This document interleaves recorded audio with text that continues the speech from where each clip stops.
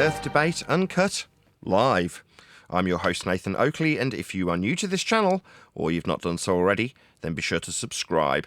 Hit the bell notification icon and join button if you'd like to become a Nathan Oakley 1980 channel member and keep up to date with the Flat Earth Debate.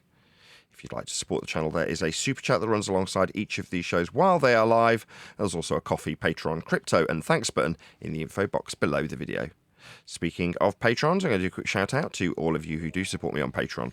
So a massive shout of thanks and appreciation to Smith Tools and Purchase, A Level Plain Poem, Vitali Z, Colton James, BG, Survive the Spin, FE Patriot, Thomas van der Zander, Measured Flat, Chris Wouters, Sea Level Cultist, Mitch Kennedy, Rod, The Names Burley, Twadwazzle, Jason Hornsby, J Mel's 24, Unimento, Iron 26, Endless, Goldie McKinnon, Retro Bill, John Case, Patrick Gunnels, Banter, Hairy Blade, Mobile Max 777, Rob W, Del West Watson, Unbelievable Productions, Blue Ridge Ranger, Abraham Mohammed, Skeptic 936, Texas Mike, Chow Yun Cat, David Wayne Foster, and Dank.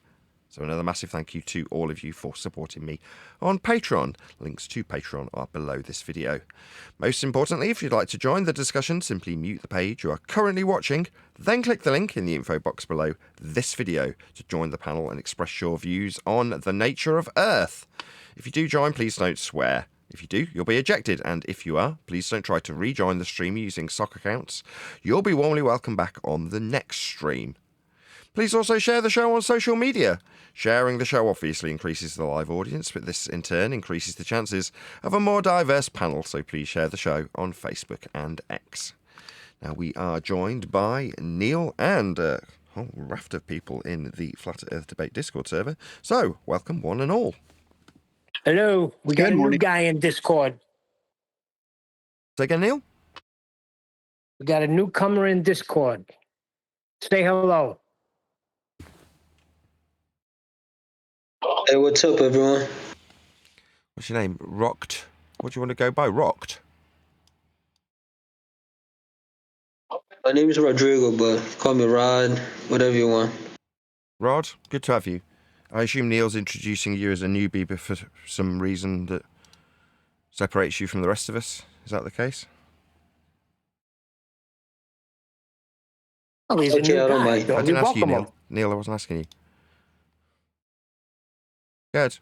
Rodriguez. What'd you say? Is there a reason why you've been given a grand opening as an introduction as a newbie? I'm not sure. You're not sure? We were just Mighty Mush brought him in. This is his first time in Discord, and he was brought here by somebody from Reddit, and he's fairly new to Flat Earth, and basically his experience, the toxic wrath of Reddit and other anti-flat earther bot farms, and Hold on, just one he's sec. been brought here. Hold on one sec. Can you just mute Jardo, or did you want to add something? If so, can you add it, or mute, please? Jardo? Thank you. Go ahead. Here we go. Sorry. So, Poison of Reddit, go ahead. So we've been talking the past hour or so, and sounds like a good kid. Is just wanting to learn something and not be attacked for asking a question like he was on Reddit. And we basically been discussing the general case out in the social media world, where there seems to be more and more of these bot farms, anti-flat earth, social media places where they come off as being flat earth, but you ask one question and literally hundreds of replies. They're all toxic. They're all ridiculous. And I think Rodrigo is just one of thousands of people who are experiencing flat earth for the first time in this way. which I think is the purpose of the bot farms. And it was just nice that he got the link to the show, and we've been kind of excitedly talking about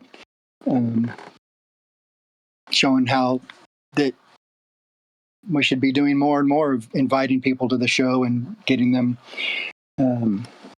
acclimated to real flat Earth talk and information instead of what's happening. Brilliant. I just thought you'd warmly welcome them to Flat Earth. That's all. Sure, well, we've got a live show that's about the nature of Earth, and obviously, if Rod's got any questions, feel free. Thanks, man. We tend to open our shows with a question in terms of the people who are out there under the misapprehension that they've got a sphere to believe in beyond the measurements of an Earth that's flat to create that sphere to believe in. And therefore, we ask, not all the time, but most of the time, housekeeping questions, we call them. So I'll rattle our way through them. If you feel the need to answer any of them, obviously, feel free. Any scientific evidence of gravity? Which one? Any, Neil, any. Oh, boy, you sound like you're in a great mood today. I'm going to stay on mute.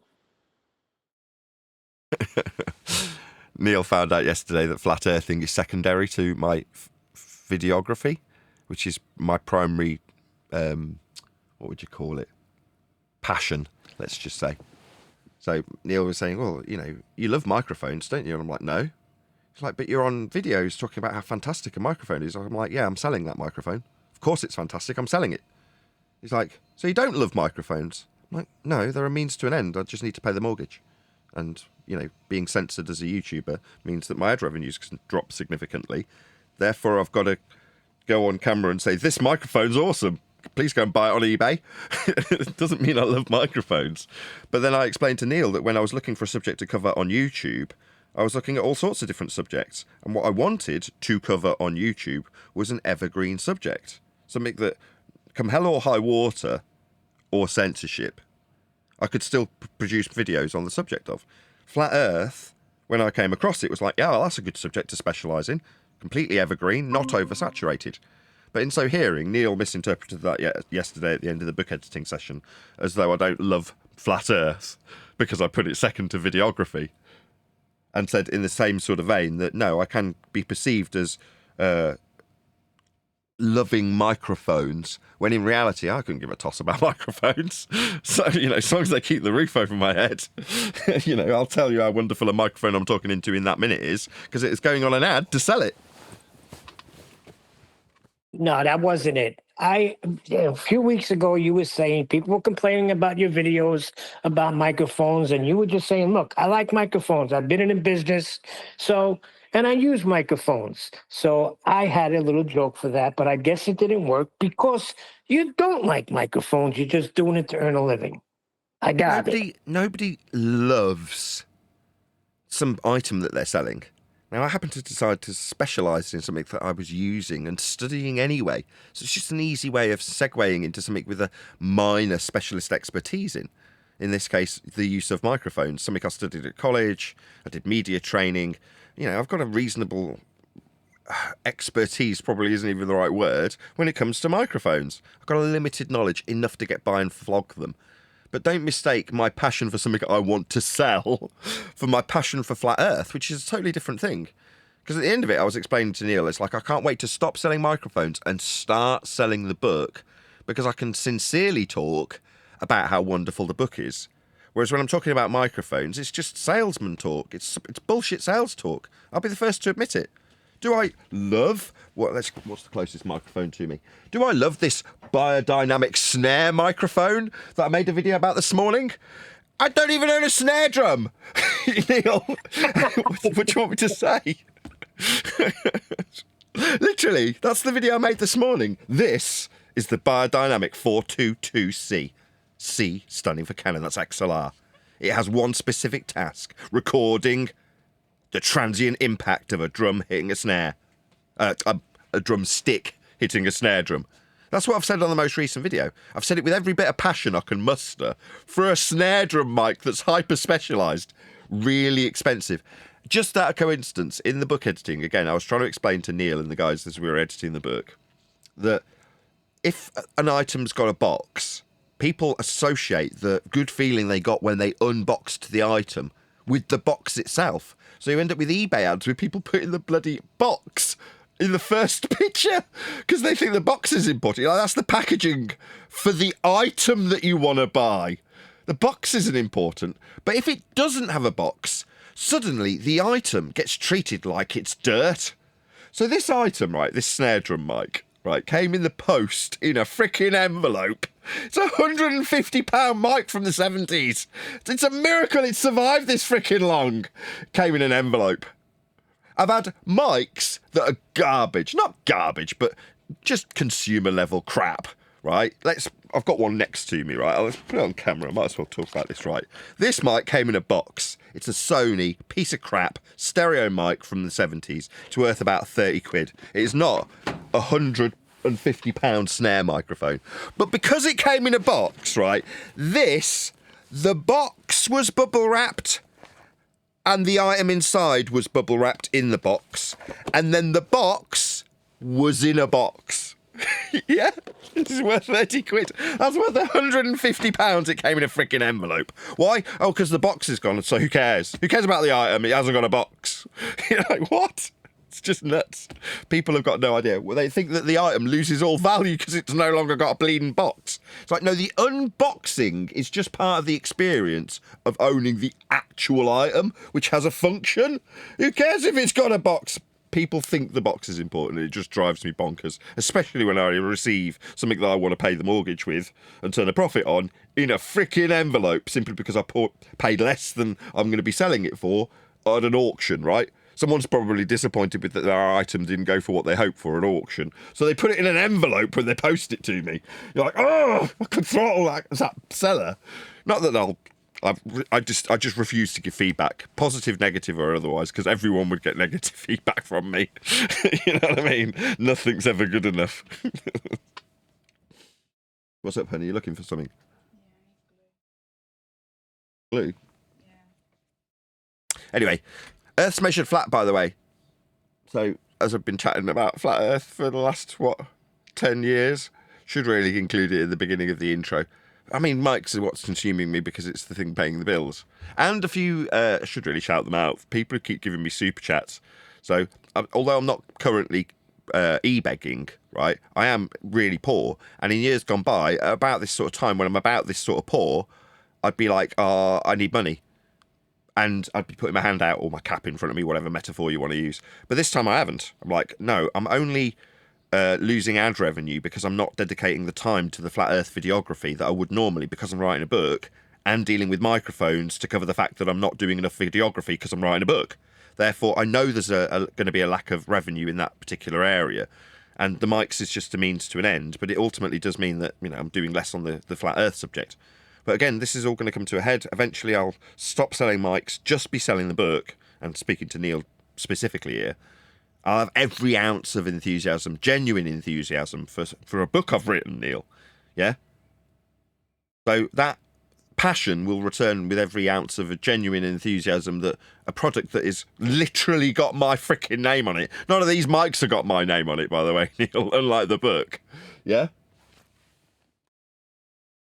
So I want to get into that. I want to be selling that, not mics. No, well, the book will never be superseded. Why don't you get into that a little bit? Okay. So in yesterday's show, I was trying to fondle around the idea of there being a high bar for any future authors, let's call them, plural, to try and achieve a higher standard than the book that's not even released yet. And I said it would take 100 years for the winds to blow in the right direction, where the minds of several people have looked over the bones, what would you call it? What was it described as by Brian and QE a couple of days back? The foundation of the book is mine, but the the nuance, the detail has come from other people around me. Not just in the sense that there's been 10 years of flat earth YouTubing on this channel, more that the book, especially the final editing processes, have had all of the citations and the polish put on the book that's been, given a structure and a foundation, or however you want to metaphor it out with, by me and what flat earth debate is. Now, I can only describe this vaguely because Brian, in his honesty, has put it in a succinct way, because he was describing how he was jealous. He's like, I'm jealous that you've had this process whereby you can have the attention of QE and Adam to put their polish on top of material that you've developed over the last 10 years. Because Brian was basically explaining, or not apologising as such, but sort of justifying why he has these little jabs where he's like, oh, you got your ghostwriters then, when they're doing what they're doing. Adam and QE are doing what they're doing now. It's like, no, they're not my fucking ghostwriters. How dare you? But he divulged, he's like, well, I'm just jealous that the level of help that you're getting and the refinement of the book and what it will result in as a consequence of having that refined help. I'm jealous of that. It would be nice if I had that. I haven't. You have, for what you've done and what you've built. So I'm like, it's nice to hear that. Because, his jabs and snipes. And Neil jumps on that bandwagon from time to time as well, because he knows it gets a laugh. But, I've put my heart and soul into producing a book and sat through a process of refinement that I could have just put an end to at any moment. If I wanted to publish it tomorrow, I could. Well, what's Adam going to do to stop me? It's mine. Now, I'm very grateful that they've helped and they've put their refinement into the book, and they'll even get a mention in it. But the point is that I want to be selling the book as it is, as it will be described. The highest of refinement, the highest of standard, the highest of bar, the highest of quality, the best quality citations and references. Every word has been pored over and scrutinised. How the book flows, which is beautiful. Yeah? And credit where credit's due to Adam and QE, where a semblance of an idea, for instance, in the editing of yesterday's section on gravity, did not come from me in the way each section flows from one to the next, about the hijacking and greasing of the skids of scientific laws, descriptions of things that occur always, being utilised to feign a scientific empiricism, a method that's used to establish cause and effect and not employed when just describing things such as natural laws. Well, when you're utilising these descriptions in a methodology in the book to take someone on a journey that explains why you'd need to do that when lying about the non-force you can think of as a force of gravity, with the best of citations alongside this process that you're reading through. That is to say, you're reading through how science isn't natural law and gravity isn't a force, and how they've lied to you is by greasing the skids of scientific empiricism with scientific laws of nature. No, they're not. Well, all of this gets explained in a much more coherent and flowing way thanks to the editing process and Adam and Quantum Eraser, who are concerned that this captures the mind of the man or woman reading it, that they follow this path and journey of understanding so that it's cemented in the mind at the end of the paragraph, and they understand why you would need to lie about the empiricism that science isn't offering when describing a natural law, which gravity is not.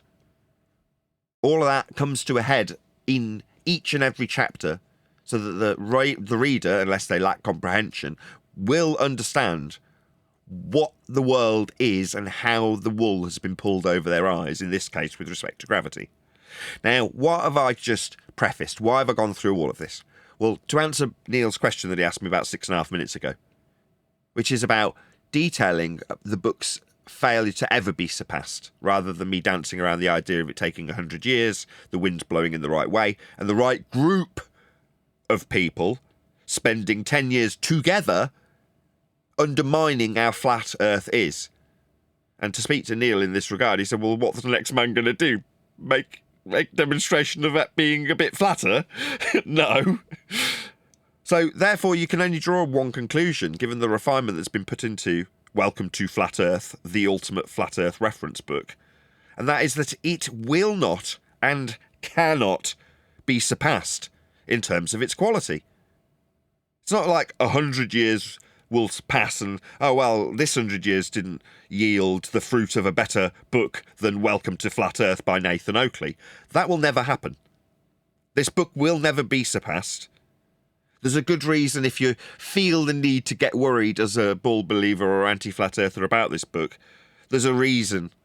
Yeah? It's because it is so refined that even before it's created, it's emanating its power before it even truly exists. So know this. Welcome to Flat Earth, the ultimate reference book by Nathan Oakley, will never be surpassed in quality. But undermining a ball and proving Earth is unequivocally measured, navigated, flown across, sailed upon, charted, built on, flat. Because it is. And the book points that out in a way that everybody can understand it. Now Maybe the that's two more like it. Should actually give a shout out to the ballers who have participated in this for 10 years because they contributed to this book. Right? They've helped shape it by the retorts and responses that they've had to our arguments. So we've nicely placed them in the book to make people understand why they're saying what they're saying. Beautiful thing. So shout out to you guys. Good morning, by the way. Shout out retracted. That's fair.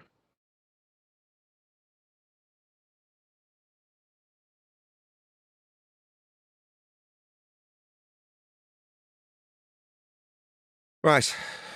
Any evidence of the distance to the sun? What's that?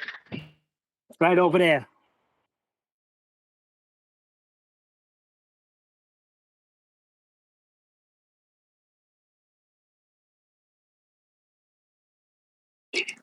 How about a refinement to that question, as in any evidence that knowing the distance to the sun is useful and practical in any way?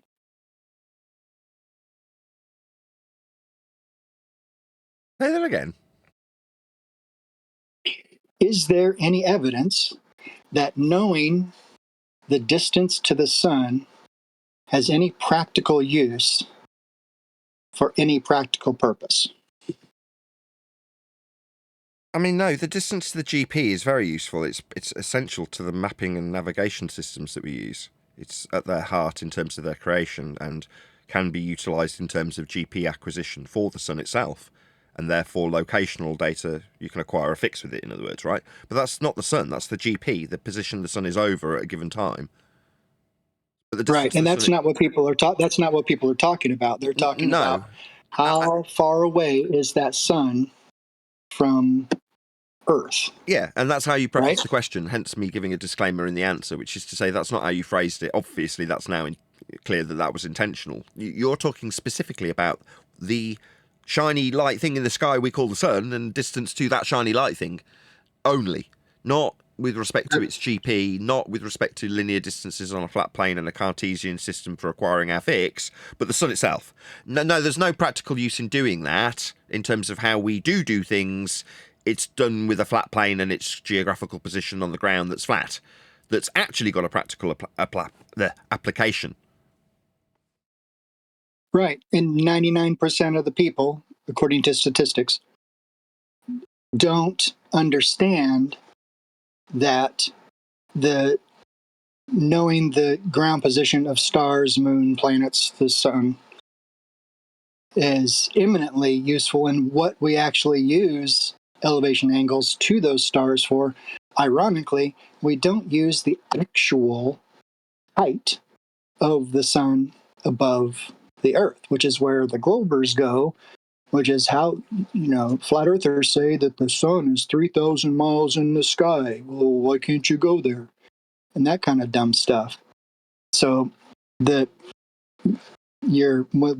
questions like this for newbies, it's double hard to get to explain to them why, one, we can't actually get a height to the sun or the stars. They're not millions of miles away. and two, why it's important, actually, and very practical to be able to get a fix on the ground position of the stars and the sun for a lot of great uses. And that the ephemeris, the nautical almanac, is key to knowing where all those positions are and how they're predicted, quote unquote, for years in advance, and how we measure them flat.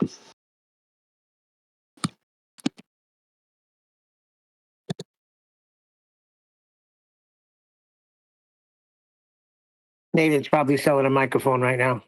No, I'm listening to what your roundout's been. Right, give me 5 seconds to actually wait to see that the actual discussion's come to a close. I'll ask a new housekeeping question, Neil.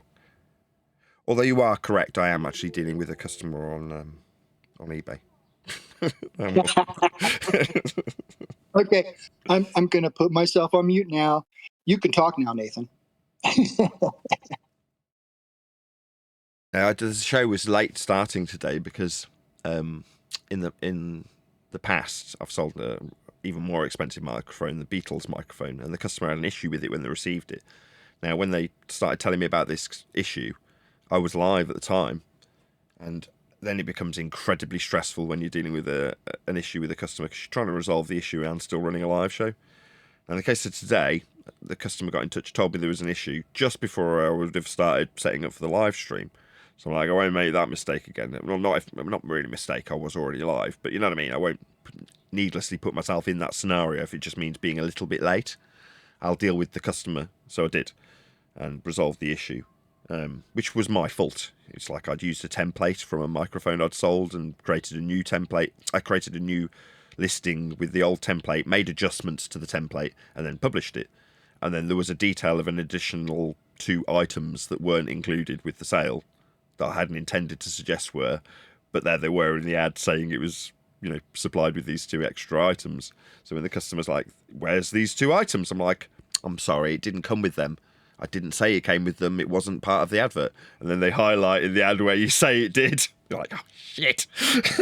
So I'm like, okay, I'll be resolving that then and giving you some money back in regards to finding replacements. Because I have said it, you're right. My bad.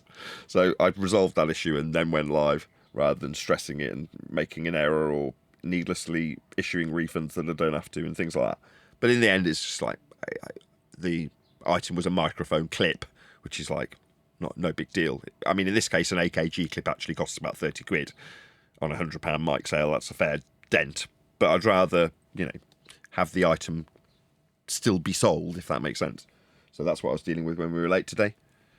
As Neil's brought up me talking about eBay, I'm going to talk about it. If he hadn't mentioned it, I'd have just finished off sending this message. Next housekeeping question. Any evidence you can have gas pressure without the necessary antecedent of a container to press upon? Now, this is the one that got my attention. I don't care what anybody says, it's still number 1 to me because it opens the eyes of the layman. It immediately registers. And then the questions start. No, there is no evidence you can have gas pressure without it being contained. That's how you have gas pressure in the first place, because we have containment.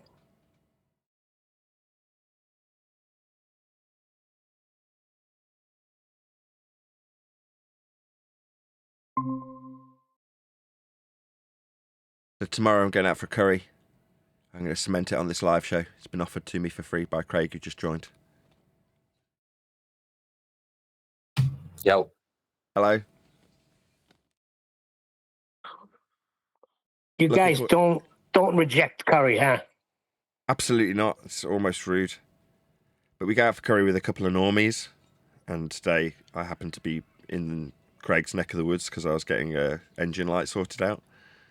And Craig Senior was explaining to me that the arguments that we have with the guys that go to the curry that we regularly do, I say regularly, reasonably infrequently, are normie positions. They're not like advanced flat earth positions. They're just normie positions. I'll give you an example, right?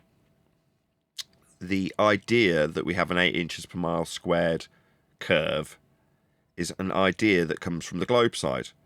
So when our good friend Craig on the panel puts that to one of these normies, they tell him, that is to say, the globey normie tells Craig, the flat earther, that Craig can't have that stupid nonsense of an 8 inches per mile squared formula for Earth curve. You'd notice, if that were true, is the globe-believing normie's response to Craig. Telling Craig he can't have such a stupidly large squared function for a curvature at 8 inches per the mile. How dare he? Yeah, normie stuff.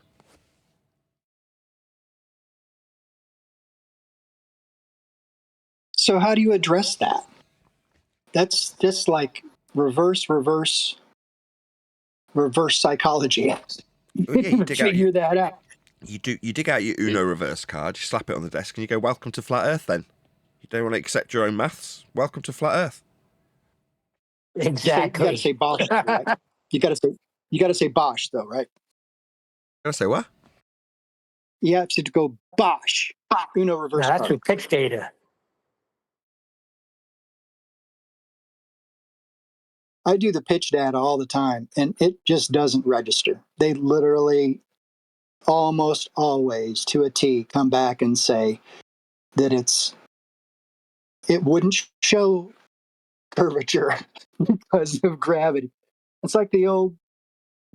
Of course, you're not going to see geometric curvature. It's refracted, or those dumb arguments. I show them pitch data, and I say there's 2 hours of flat Earth, and then I come back. They come back with gravity, and of course, it wouldn't show curvature because it's following the curve of the Earth, or whatever nonsense. There's about 3 answers that they give. Yeah, And but there's just meanwhile it's flying level, right? For hundreds of miles. right. Yeah. Meanwhile, it's level. That's all I can say, and just leave it at that and laugh at them. That's literally the end of the debate, by the way. When you say maths is maths, there's no comeback to that.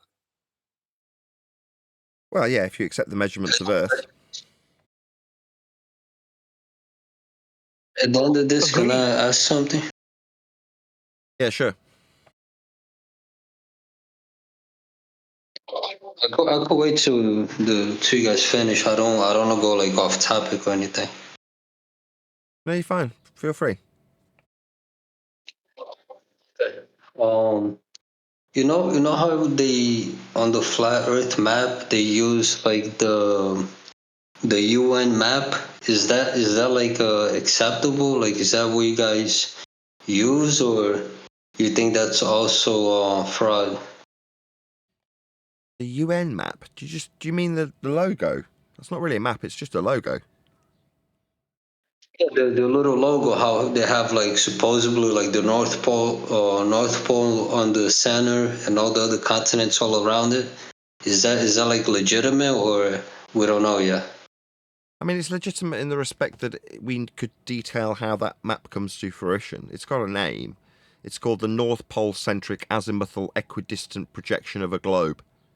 That's the map you're talking about.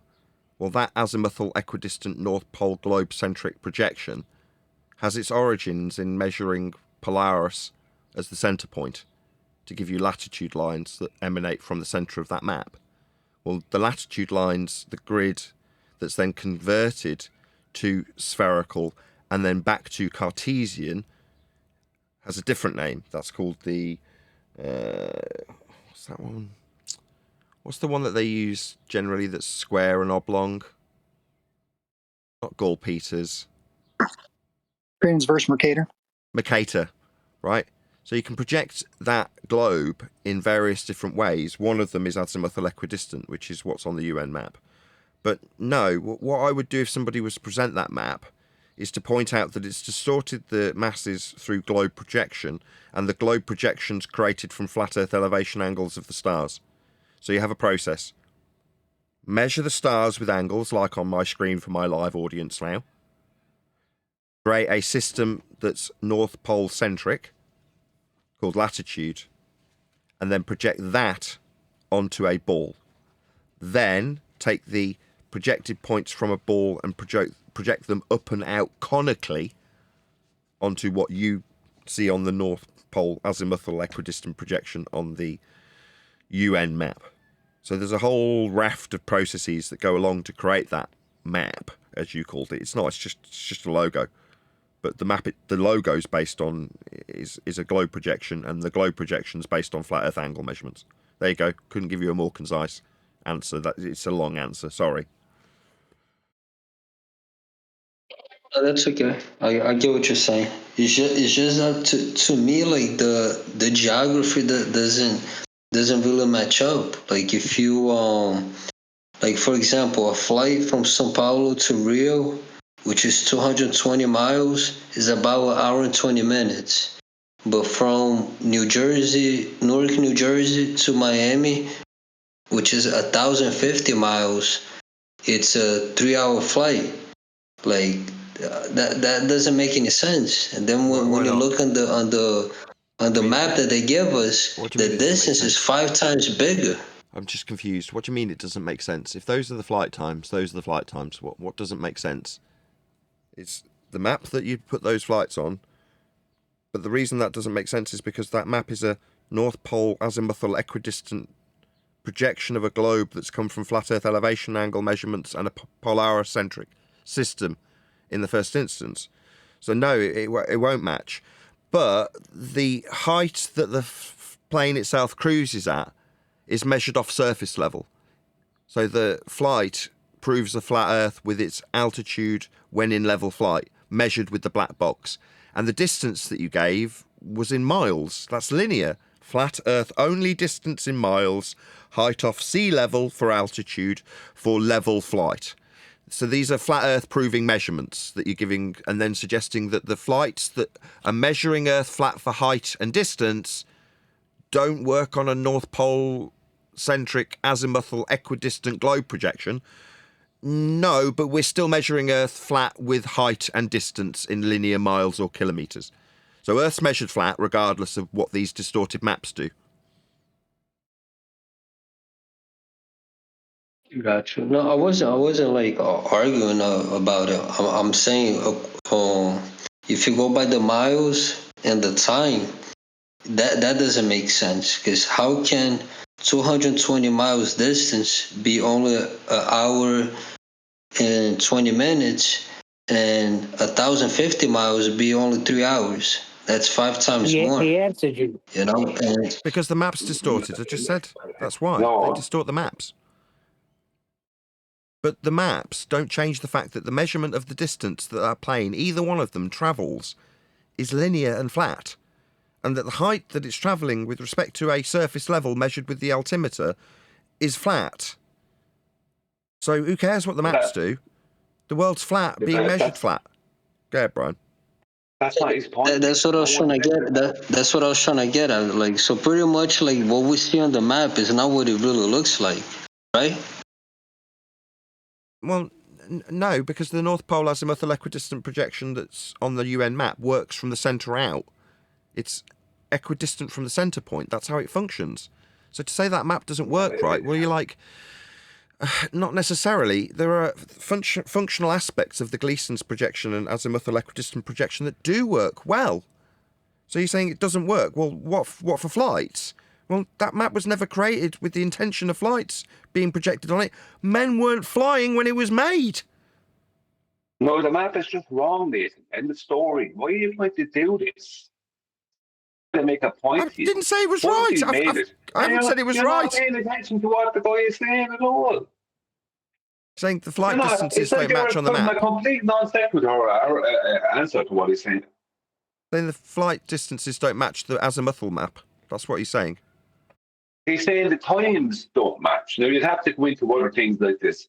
The speed the plane is flying at and different things like that. But he's making a good point, because I've noticed that, and lots of people have noticed that flight times between certain locations don't match up with flight times between other locations. Like he's saying it'll be an hour between these two locations here, or 3 hours between these two other locations. Yet the differences are far greater than triple the supposed. Do you know what I mean? He's making if what he's saying is true, then if what he's saying is true, then Okay, that's fine. the problem. Not for us. Okay, let me just respond to that. You're fine. That's perfectly legit, but for the fact that you've incorporated the azimuthal equidistant projection into your question, therefore my response is going to be based on why it wouldn't be correct for the azimuthal equidistant projection. And there are reasons beyond the intrigue for why these times don't function. But function compared to what? On what? The Gleasons? On the azimuthal equidistant? On the Mercator? What are we saying they don't match to? None of the maps are right. Like, literally none of them. Because they've all had globe projections enforced upon them. So, Brian's saying you're right, because the time that it suggests in distance that you would have to cover over that period doesn't match any map. Okay. If it's been repackaged, I'll accept that. Fine. Yeah, very interesting. The main point, I think, is that most of the arguments that are being bandied about have to do with maps and flight paths and things like that, which divert from the fact that airplanes fly straight and level at an altitude based off of sea level. Well, you got too many people. You got too many people reifying maps into the actual territory we live on. And exactly. that's why certain flat earthers have gotten in trouble, because they've been teaching a map, quote unquote, for years and years and years, saying that that's our reality when they haven't verified that themselves. Now that's caught them, put them in a little bit of a pickle. So that's the problem. Like, maps are useful for different functions. Different maps are made for different reasons, but we don't live on a map. You know what I mean? I think using Rodrigo is a great way to focus on helping people like him, who's new to flat Earth and who's already been abused in the anti-flat Earth bot farms, to point out that arguments about flight paths and maps not working and you don't have a flat Earth map and all that stuff that he's been exposed to, he needs to forget that and not worry about it, because the truth is that airplanes fly straight and level. We have evidence of that. We can show pitch data and discuss how they fly flat and level, how gyros work, stuff like that. And that the directions they fly are straight, the miles they fly are linear. There's no curvature with any of it.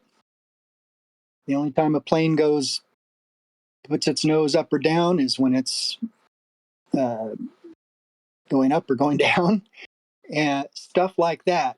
And we need to help teach people to be comfortable ignoring what seems like important and heady topics about flat Earth that can't be explained. Hold on, I surfed that. That's a bit unreasonable.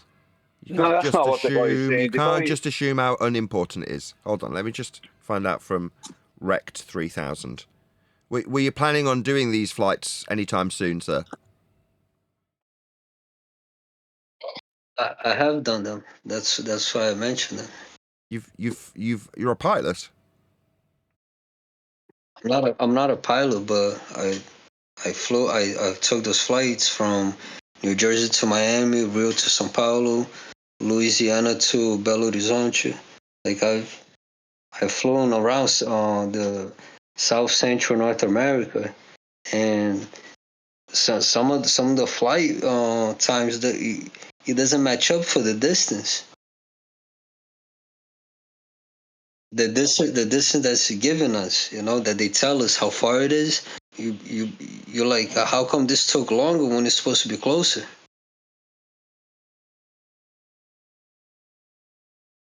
A lot of that could be just up to the jet streams and which ones they use and how fast they're going, which direction they're the other. There's many factors that determine flight times, air time over distance. And there's even I think the ground point I'm making has distance been right? brushed over, Surf Daddy. Sorry to cut you off. My point is, Okay. how has this impacted your life? And if we have a resolve for it, like we give you a reasonable explanation for why the distance would be different versus the time that it took, would that change your life in any way?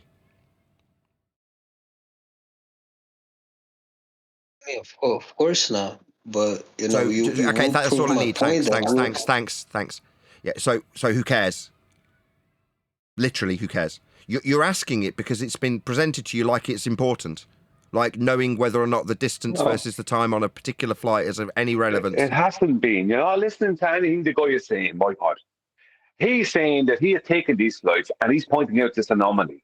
It has nothing got to do with anything else. Not about whether it's going to change his life. It would change his life if he knew why, because then he'd have some clarity. Okay, Maybe let me just not ask him. change everything. Okay. He's just pointing out anomalies within aviation that are constantly there because they're bullshitters. I got that. What's wrong with what he's saying? Brian, I asked him. Why is everyone attacking him?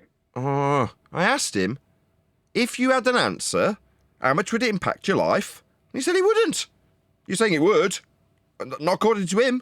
He just said it wouldn't affect him. It's a complete non sequitur to ask him, Nathan. You're doing your best to just not address the thing whatsoever. All the guy is saying is, this is an anomaly, right? He's right. It is. From what he said, it is. Now, you can take the altitude the planes are flying at. You can say something to do with that. You can say something to do with the winds and the speed the plane is flying, blah, blah, blah. No, there's an issue there, right? There's no way around it. If what he's saying is true and the distances is given us correct to happen, look, then that's an issue. Okay. And there's lots of them. Okay, I got that. So it's not something we can I got it. I heard. Yeah, it's an issue. Yeah, because they've distorted all the maps.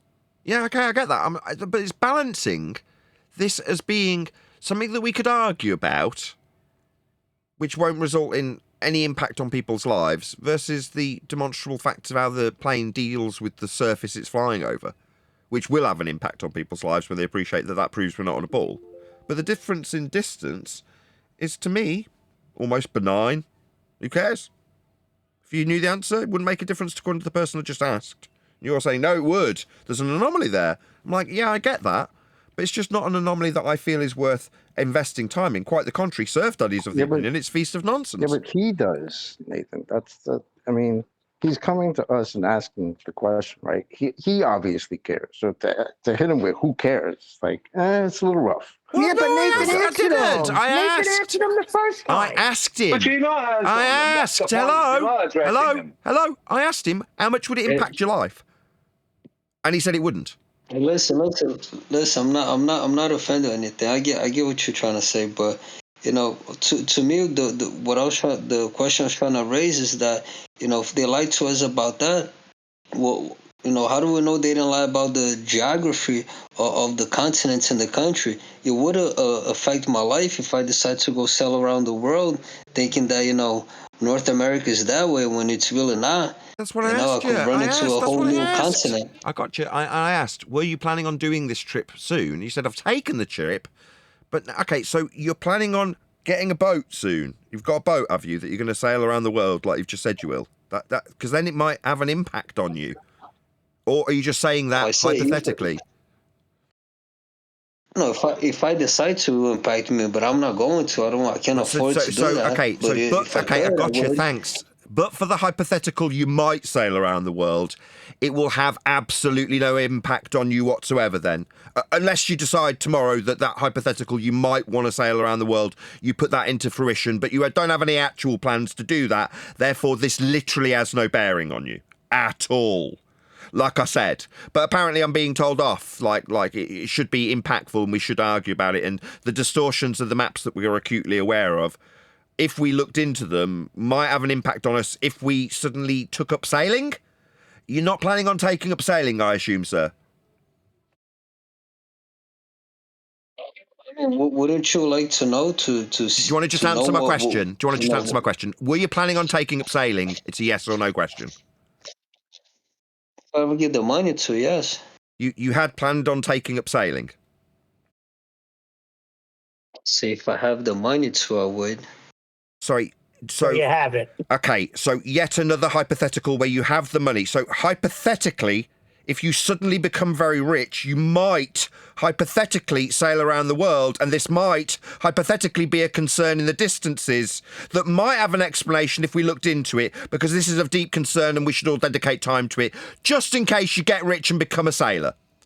So this is absolutely and utterly inconsequential to you. We're trying to point that out to you. It means nothing, but it's been conjured like it means something to you, and you've bought it hook, line and sinker. You feel that this is important now. It isn't. Meanwhile, the plane itself proves we're flying across a flat plane when the plane is measuring the ground with an altimeter for straight and level flight.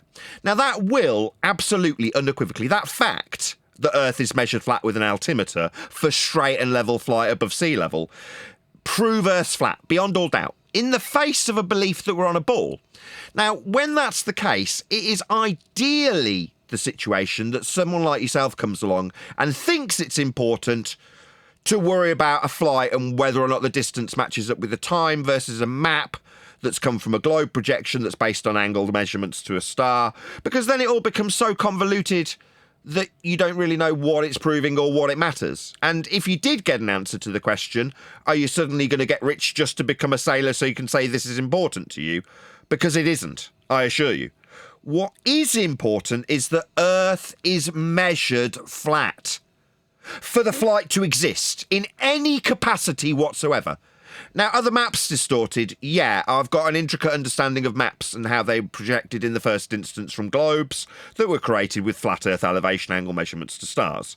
How those distorted maps created in the friggin' 1800s don't correlate with flights is irrelevant when we can prove that Earth's measured flat for flights.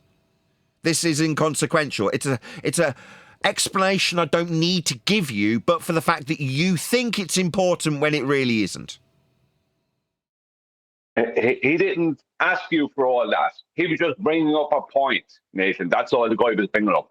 And you non sequitur him, gave him non sequitur answers. So did everyone else, I think, most of it, except for Chocolate.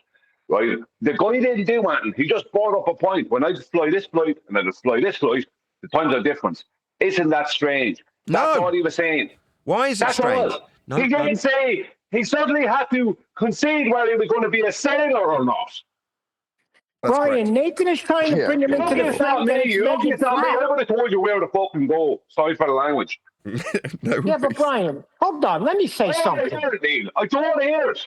Don't want to hear any excuses or not. You hear it, but you want to come and attack him, but you don't want to hear that Nathan. He was just brought up a point. My God. And so did Nathan. Saying, forget about all that bullshit. You're flying on a flat Earth. Nathan, Brian, stop your own freaking show, Brian. Yeah, but the guy's not trying to argue that it's a globe. Again, he's just pointing out. Nobody said he was. Nathan gave you as if he did something wrong and he didn't do anything wrong. No. Did you hear the first answer Nathan gave him? Did you hear the first answer Nathan gave him, or you're coming in at the end? It had nothing to do with what he said. Come on. It had nothing to do with what he said concerning the flights. You're being ridiculous, Brian. I heard it all, Neil. That's why it came in. No, Ryan's not being ridiculous. So Nathan didn't give him the right answer by telling him, don't focus on that. Earth is measured flat. He's just going at him in a way that the guy didn't come at him. Like, that's all they're saying. That's all me and Brian is saying.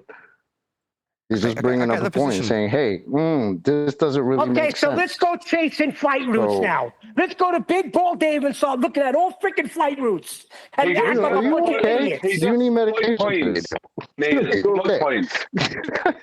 What's wrong with you, man? Calm down. Annoyed. He's annoyed. Let's start from the beginning. Yeah. Start from the beginning. Guys, I'm sorry. I didn't mean to start arguing. No, that's what we do. No, you've got nothing to apologise for. Hold on, Neil, chill. Neil, chill. No, that's okay. This is not a you need to apologise scenario. This is a thank you for for having this inquiry that's developed into this discussion. No, we should be thanking you. You don't have anything to apologise for. Far from it. No. This Feast of Nonsense subject matter was alluded to by Surf Daddy. He's saying, look, the spam bot farms, or whatever he called them, have left this chap in the impression that it's to be concerned about, like when you've got distorted maps and the flight plans, like Dave Weiss does on the azimuthal equidistant projection, which was how the framed question came to me. So I've gone, well, it's a distorted map that was made in the 1800s. No, it's not going to work with flight paths. And it's not important whether or not it does when the planes have got a far more useful, practical application for proving Earth's flat. It'd be far better for our opponent to get us talking about whether or not the flight times match with the distances on the distorted maps, like the AE map, rather than talking about whether or not we're measuring a flat Earth with altitude. So I understand Brian's position because he's saying, well, you're just fobbing him off with a non sequitur. It's non sequitur to the fact that these times don't match to say we measure a flat Earth with an altimeter. That's non sequitur. And I'm saying, yeah, I'm offering it up as an alternative because I don't want to address it. I'm not offering any rebuttal to it because I'm saying it's nonsensical to be discussing it. It's feast of nonsense. When we could be, and therefore Brian's right, non sequitur, talking about how Earth's measured flat with altimeters. It's not my response to him. It's my alternative that I offer in the face of the feast of nonsense we shouldn't be concerning ourselves with. And I've offered an example. Are you going sailing? Is it a concern? Do we need to worry about this? Not unless we're frigging sailing or the pilot, is my argument and angle on it, Brian.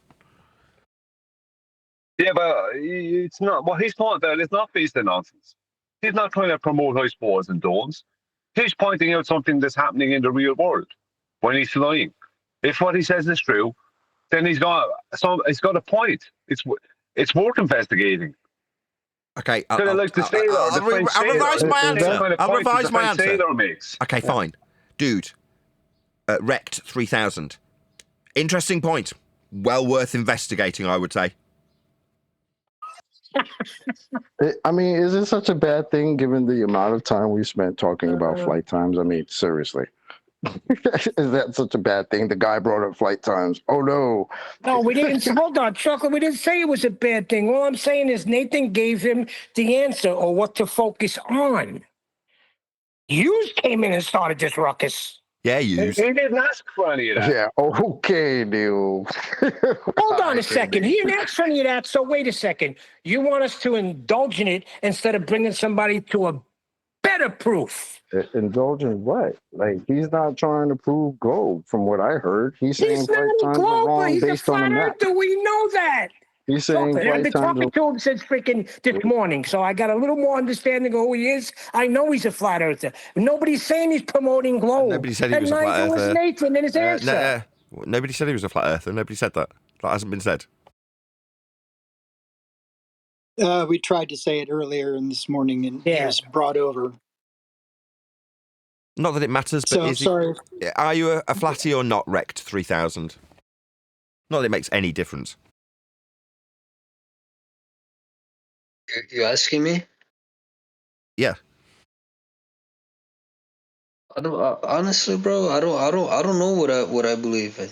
I know that NASA and all this shit that the alliance was. I know that. Now the shape of it or whatever this is that we're in, I don't know. I'm trying to find out. I want to figure it out. See, that's why I'm here and you're there, lads. No offense. Called it. Yeah, Earth's measured flat base. You didn't call anything. Yeah, I did. Yes, he did. Yes, I did. I knew the score. So when someone points out an anomaly, right, and they're curious about it, that suddenly means that you have to tell them about pitch data. Yes. Yes. Yes. I don't see why you have to go straight. Well, it is. Because otherwise, this new to the subject person will be taken on the feast of nonsense path that we decry and start looking at how planes fly on an azimuthal equidistant projection. Maybe he'll find his way to Dave Weiss's app and start asking all sorts of other 9/11 related questions. You know what I mean? So yeah, I do feel that's the appropriate question. Don't ask me about flight times on distorted maps. Earth's measured flat with flight data. What's my response? That's not fine, Chocolate. You and me are on the same page here. it's like I said before, right? Like maybe the guys knew he's trying to get into it, and he's getting hit with, "Oh, your map is wrong, and you don't have a flat Earth map and shit like that." We can help him out by saying that's the type of shit he's gonna get because people are gonna hit him with maps and reify maps into reality when that's not the case. You know what I'm saying? I think you and Brian should get your own show if you know how to do it better. Check out I Neil. don't think we Shill. need smart answers, Neil. That's really silly, Neil. Yeah, shilly, Like, very shilly from Neil. honestly, it's really silly. I'm actually being serious right now. I'm not trying to Oh my! dumb shit. So I'm talking to the guy. Well, I'm telling him about reification. Is that a problem with you, Neil? Is that okay? I don't Sir? know, but it seems like everything's Thanks. a problem with you. I wasn't Chocolate. talking to you though, Neil. So thanks. Appreciate that. Nathan gave the proper answer. He don't Yes, need to thank go you. to the Please tell feast us of again how nonsense. Nathan's answer was so wonderful and great. Yes, Please. Neil. Please tell us again, Neil. I didn't say wonderful and great. I said he gave the proper Why don't answer you? to a newbie coming here who we're trying to avoid going to the feast of nonsense. The guy didn't ask a question. He was pointing out after he did ask a question about the maps, but then do we adhere to a map? But then he pointed out an anomaly he noticed while taking flights. That wasn't the question. That second part, that was just giving us information. And Nathan pointed out it doesn't matter. You're doing it on a flat Earth. What else? Brian's saying it does matter. It's an interesting anomaly. We shouldn't just brush him off. I agree with Brian. However, I still feel my approach is the correct one. It doesn't mean that I should just completely disavow what the guy's saying when it's an interesting anomaly. That's what Brian's taking umbrage with, and I don't blame him. Fine. I have acknowledged it. I wasn't being sarcastic. Interesting point, interesting anomaly. Brian will look into it. This type of thing might happen more and more because aren't we promoting a book? You guys want new people to show up here and ask questions, and this is how you're going to talk to each and every one of them? Come on, yes, man. Yes, absolutely. absolutely. I'm being reasonable. Wow. Yes, we are gathering them up with open arms and affection, so we can call them the retards that they are. Chocolate. Listen, there was a guy in here the other day talking about if the guy ice is wall. retarded, I mean, if they come in like that, then by all means, I got your back. But until I see that or hear that, like, come on, what the guy's saying is not a bad thing. It's not feast of nonsense. He's pointing out flight times are wrong. We haven't spent a lot of time pointing out how flight times are wrong on a globe. Come on. Yeah, in the past, yes, we were also sat at the table of Feasts of Nonsense, Chocolate. That's correct. So the flight times argument is feast of nonsense. Yeah, it is when it's on an azimuthal equidistant. Absolutely. It is when it's on an azimuthal equidistant projection, and that's how the question was prefaced to me. Brian's just clarified that. He said after the question about the azimuthal, he pointed out the anomaly, therefore the two aren't connected. Okay, my bad if I've connected those two things as they were literally connected by a space of about 4 seconds. That's my bad if they aren't connected, even though in time terms they literally were following one from the other. But my bad. Okay, it's an interesting anomaly. It has nothing to do with them being measured or put on the azimuthal equidistant projection like they would be in a Feast of Nonsense app that we won't mention. Is it proper in this topic to say you don't know what you believe? Yeah, I heard believe too. I heard that. But we got to entertain that now, John. Now it's going to be wrong if we say we don't have beliefs. We have a knowledge of Earth being measured flat. That's going to be wrong. No, it won't. Why is that wrong? I don't know. Well, why is it? Support that, Neil, as you're having a go at me and Chocolate. Yeah, you can support that. Yeah, support that, Neil. Why are you saying that? I don't know anymore. I'm Come on, afraid Neil. to say anything about Earth's measurements. We might have to go around and break down what beliefs mean. So Neil, when I ask you... I'll break it down. Hold on, Brian. I'll break it down. We don't believe Earth is flat. We have a knowledge of Earth being flat. How do we have that knowledge? Because it's measured that way. And measuring something is to know beyond the shadow of a doubt what that something is. And we've measured Earth to be flat. Yeah, but he doesn't have that. Sorry, Chocolate, go on. I just gave him that. That's something you have to actually see and learn about. You can't just be given a non sequitur of a lot of Yeah, but knowledge and now go. it's up to him. Now it's up to him to ask the question: how has Earth been measured flat? Not for you guys to come in. And let me just translate that for this chap, right? Rect 3000. What Neil's trying to say is... Not for you guys to come in, but it's okay for me, Neil, to come in. Oh, yeah, that's great. Neil's saying, we can only show you the door, but you are the one who has to walk through it. Basically, yeah.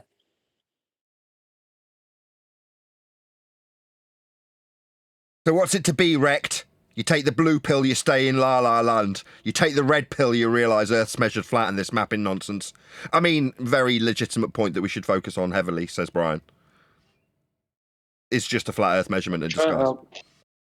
I'm trying, man. You know, I really am. You know, like like I was telling this other guy before, like, you know, I've been programmed since I was a kid. You know, it's hard to accept something. You know, and you kind of want like some kind of proof, and I'm seeing this more and more, and I want to believe this. I do. You know what I'm saying? But I'm looking at every little thing. And like you guys said before, I'm just a noob. You know, I'm sorry, but hopefully I'll catch up to you. You're all good, man. Don't worry about it. It's really basic. Because it's so basic, it's actually quite boring when you know the truth. Earth's just measured flat. In all instances, in every respect, always, without exception. Now, when you know that Earth is measured flat, always, without exception, that's not very exciting. There's not a great deal to that. If we can make it about missing land masses and time durations on flights, mapping the world and the wool that's been pulled over our eyes, deceiving us about those distances, it becomes a lot more fanciful and exciting. You know, you can then take that fanciful excitement and insert things like ether and free energy, 9/11 truth, clone centres, all sorts of shite. It opens the floodgates to all of it, when in reality the concept that we're actually dealing with here is really basic. Earth's just flat and that's how we measure it. Pretty boring, but that's how Earth is dealt with. Flat. Always. Look up any measurement of anything with respect to Earth ever, and it will be flat. Now, when you put that to somebody who's like yourself, you know, on the ball side, maybe they're a bit more dedicated to the ball, they'll tell you, yeah, of course we measure Earth flat. It's really big. That's why we measure it flat. I don't think we're in a ball. I don't believe in the whole sphere thing. You know what I'm saying? But I don't know. I don't know if I believe if the Earth is flat either. You know, I get what you're saying. I know we measure it flat, but that's not sufficient enough to just for me to say, you know what, the world is flat. You got me, because we measure it, then it is. Yeah. It sounds like you've just got one step away from the cognitive dissonance and the confusion to just accept that the Earth is measured flat. For me, I just took a angle measurement to Polaris. I made a little sextant and I looked at Polaris, and the reading of my degrees of elevation to Polaris matched where Google said my latitude was.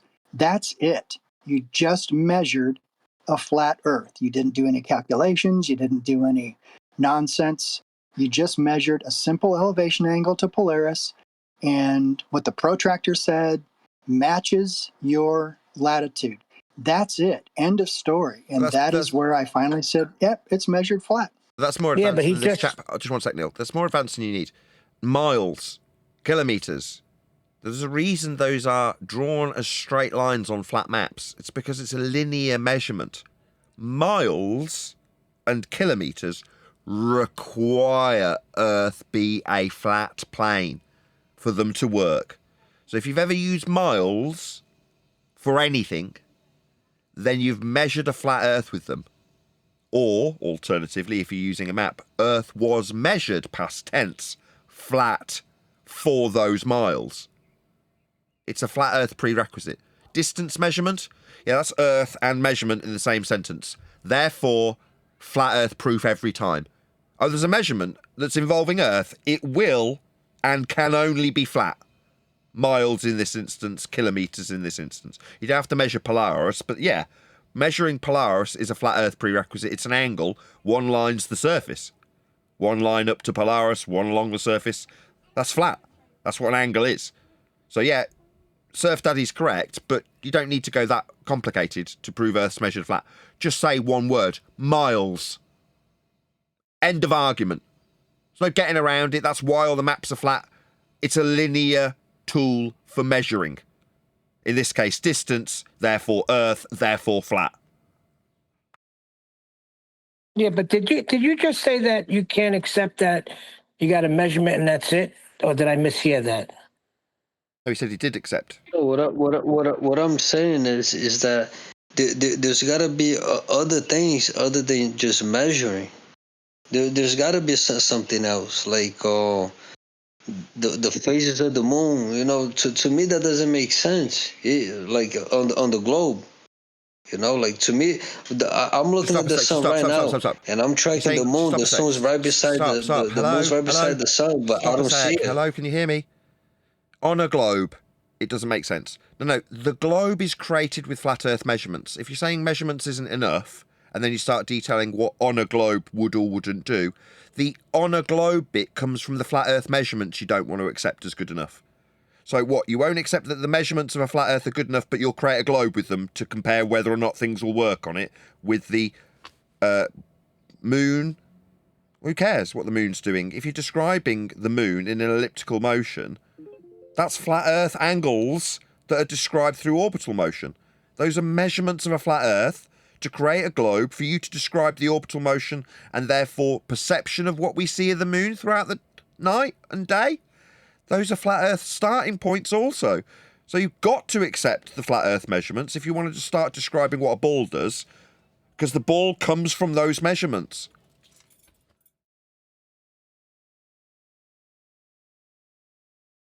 No, what I'm saying, what I said was I'm looking at the sun right now. It's right in front of me. The moon is right next to it, but I don't see anything there. You get what I'm saying? So to me, there's got to be other. It has to be other ways other than just the measurements that you're talking about. I'm not denying the measurements. I get that that's one proof, but there's got to be other stuff. You know, to me, that's just my opinion. Other stuff but for what? Maybe I just want. You're not hearing me. Other stuff for what? There's got to be other stuff. There is. There's cake. There's lawnmowers. What do you mean other stuff? For what?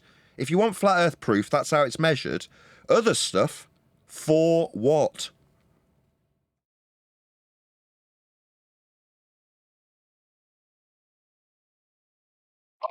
Like the position of the celestial bodies. You need other stuff for the position of the celestial bodies. What do you mean you need other stuff for that? I'm just saying, like, how come I can't see the moon right now? That's what I'm trying to say. Because you've got eyeballs. I'll answer you. Stop talking when you ask a question. Because you've got eyeballs.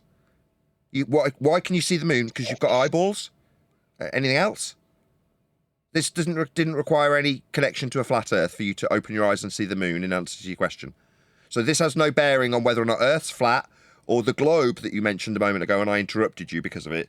The globe, you haven't acknowledged it. It comes from flat Earth measurements. You said there's got to be more. What, than the measurements of Earth? No, there doesn't need any more than that. That's it. That's all you need. But you're saying, no, it's not enough. Now you're saying the celestial objects, moon, why do I see it? Because you've got eyeballs. Okay? Next. No, I'm saying I don't see it. It's telling me the moon's supposed to be right next to the sun. I don't see it. What's telling you? Just sentence fragment. Who's telling you this?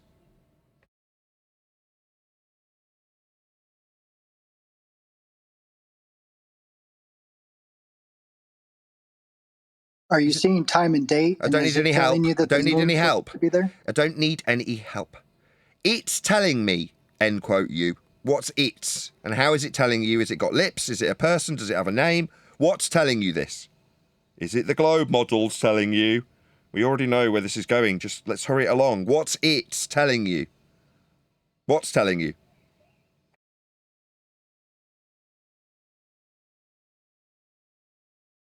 Yeah, that'll be the globe model that you just don't want to admit that. Yeah, the globe model comes from the flat Earth measurements you don't want to accept as being good enough.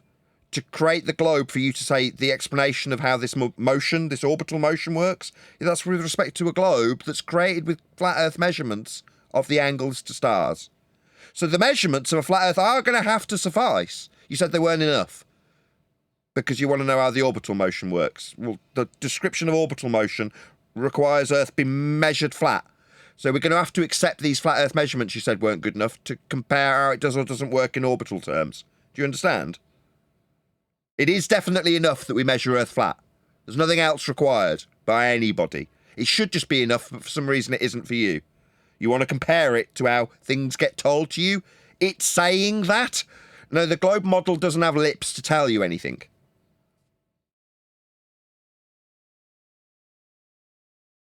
So are we done? Flat Earth measurements is all you need, mate. It's all you need to move on with your life. No other explanation needed. Earth's measured flat. It's kind of boring when you know. Once you get the secret, there is no hidden agenda or globe model telling you how things should be presenting themselves in the sky. Those descriptions come from measurements of a flat Earth. So we're going to have to accept that Earth's measured flat if we're going to make a compare and contrast to how a globe says it works, because the globe came from those measurements. Hope that's clear. Yeah, once the globe is dead, you got flat Earth measurements. The solar system goes out the window. Yeah, why can we see the moon doing what it does? Who cares? The descriptions that come from the measurements of the moon in terms of its angular relationship to a flat surface create models like the heliocentric model. But we'll have to acknowledge that Earth's measured flat for the angular relationship of the moon in that mathematical reification. We're not going to be comparing it and contrasting it unless we all accept that the Earth's been measured flat to create it. It's not, oh, well, it's not enough. There's got to be more. How does it work when I look at the orbital motion of the moon? Well, the orbital motion is a description that's come from flat Earth measurements.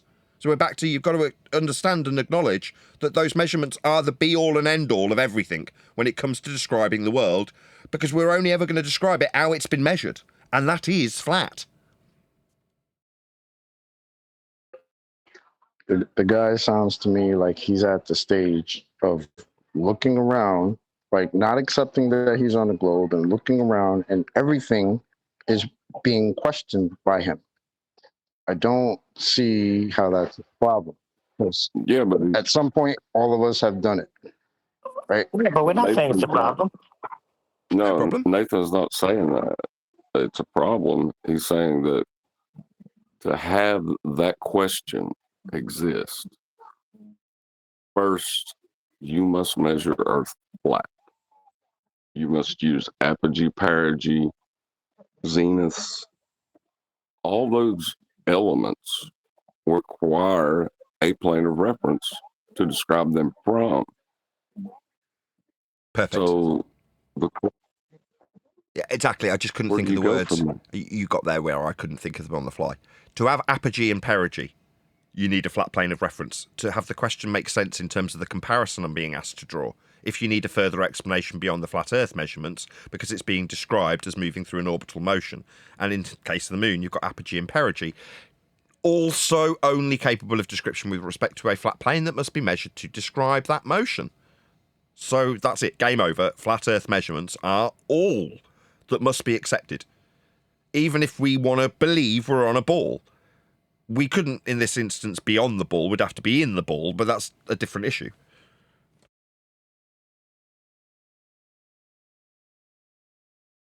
I get you, man. That's the most important thing, the measurements. But there's no other way to prove this.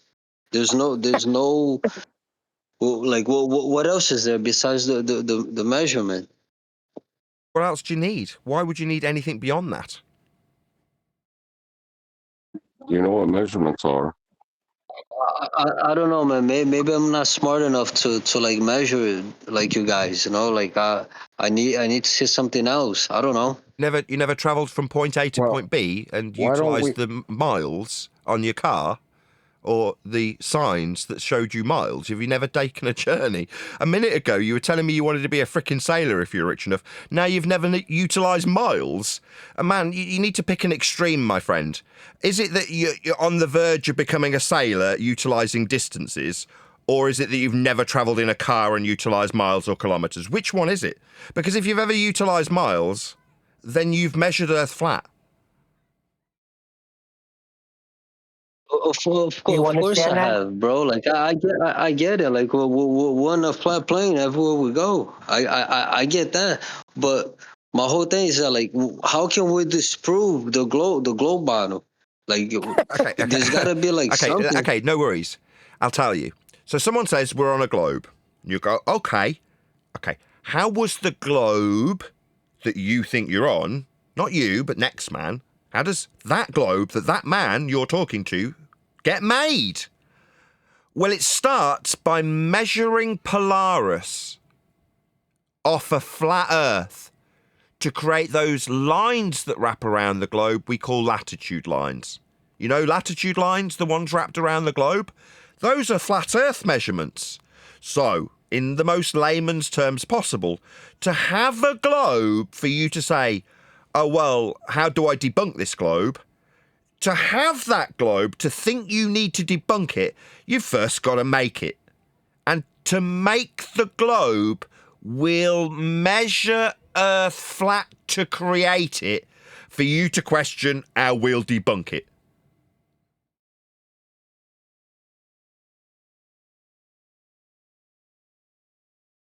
You with me? The globe gets made with flat Earth measurements. So there's no need to debunk it if someone says, how do you debunk me being on a globe? What, the globe that's created by way of flat Earth measurements? What if they start telling you about how they knew it was a globe 2,000 years ago because they measured sticks and shadows? On a flat Earth!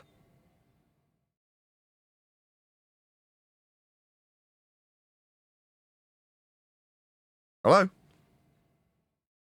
The proofsies that they suggest they've got for their globe that they're asking you about came from there's no exception to what I said earlier. All measurements of Earth without exception will be flat Earth measurements. So Eratosthenes is measuring elevation angles to the sun in Cyan and Alexandria. He's measuring angles on a flat Earth to suggest that they're on a globe. He's then making stadia, whatever the bloody hell that is, a linear measurement of the surface. So we're measuring Earth flat 2,000 years ago. We're measuring Earth flat today. And between then and now, we'll be measuring Earth flat to create the ball that we need to then debunk for not being flat. The ball only exists because we measured Earth flat to create it. In this instance, star measurements with angles.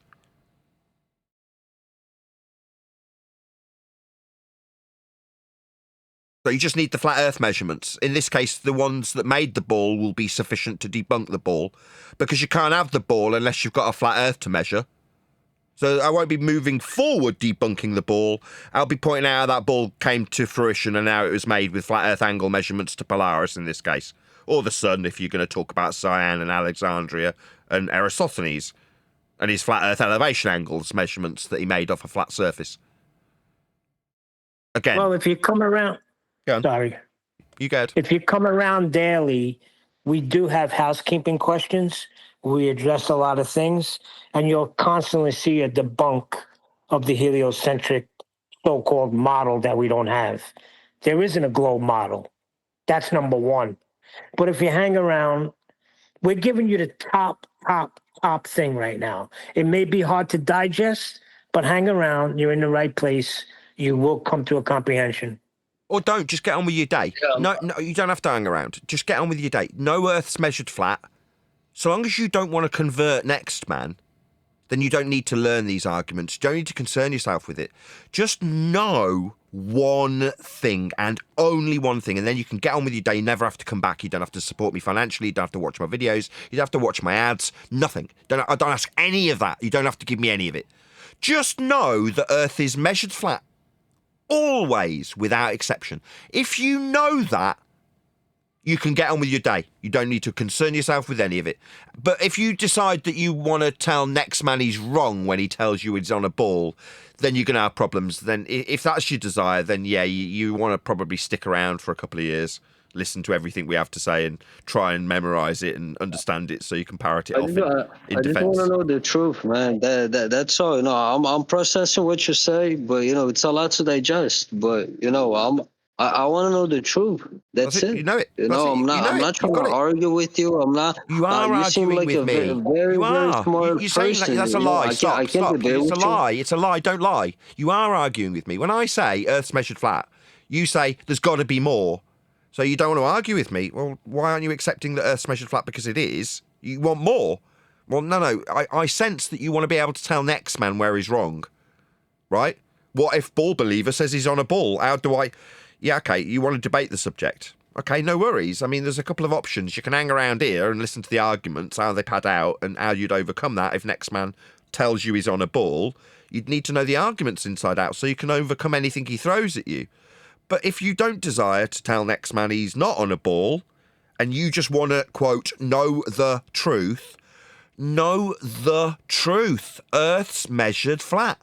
There aren't any exceptions to that statement of fact. And anything that ever measures Earth, I assure you, will be a flat Earth prerequisite. A measurement of a flat plane, there's no exceptions. If you know that, yeah, you don't have to worry about this subject anymore. You don't have to hang around. Think about this, sir. If you came here and said, I want to know the emperor's naked, right? And we said, well, he ain't got no clothes on. He's naked. Would you feel weird, someone saying, but that's not enough? There's got to be more. You've got to prove that he hasn't got the invisible clothes on. What evidence have you got that he doesn't have invisible clothes on? Can you prove the non-invisible clothes first? There's got to be more than just saying we can see his fucking penis. That's not enough. Yeah, it is enough. I can see his todger. The man's naked. The children can see it. Yeah, the children are all laughing. It's that the adults don't want to see it. Yeah, the adults don't want to see it. They're going to be generationally left behind. Gen Alpha are going to be laughing at Gen X and Gen Z and millennials. All of you, you're all going to be laughed at by Gen Alpha. They're going to be laughing at you because they know balls to bones that Earth's measured flat and they don't question it like complete idiots. Yeah? By the way, did you mention you got a book coming out? Yeah, just buy my book and read it if you want to be able to debate people and tell them that they're not on a ball and that they're an idiot for... If you want that secret knowledge, you can lord over people. Read my book and learn it inside out and back to front when it comes out in a few months' time. Then you'll be a debating ninja, and when next man says, but I see the sun going behind an Earth curve edge at the horizon, you'll be able to say, what, the horizon that's derived from surface level? We measure flat for our height of eye in Earth curve maths. You'll be able to rattle off a statement like that. And bitch slap that stupid globe-believing retard with your exemplary knowledge of how Earth's measured flat, because you understand implicitly that that is the case always. And you didn't just get on with your day, you went and learnt how, in this instance, Earth's measured flat at the surface level. We will measure for our height of eye above it when asserting that there's a geometric horizon called Earth curve below the measured surface level that is flat. Because Earth's always measured flat. But you can, like I say, become a debating ninja by learning every word of my book inside out and back to front. Take you about 3 months of reading it over and over again about 5 times, maybe 10. You don't know that. You may get it on the first read. Listen, that book is going to have everything. The last 10 years, what's been going on this show, how we've been debating these ballers, anti-flat earthers. You're going to have it all in there. And it's beautifully written. In any event, Yeah, no, I'll definitely get that book for sure. Perfect. I'll take a pre-order. It's £479, please. No, I don't know how much it's going to be. Got to give it to Mighty Mush. Mighty Mush brought him here for a reason. So you're in a good place. That's all. Just for the guys, for you, so you know, Wrecked. I'm running a live show. You are but a blank canvas. I have nothing personal against you whatsoever. And when I say you can get on with your life and no Earth's flat, that's really the only true statement I've given you in that regard, right? Because I don't care. Again, nothing personal. If you are concerned with there needing to be more after this fact, when the show ends, that is, I won't care. No offence.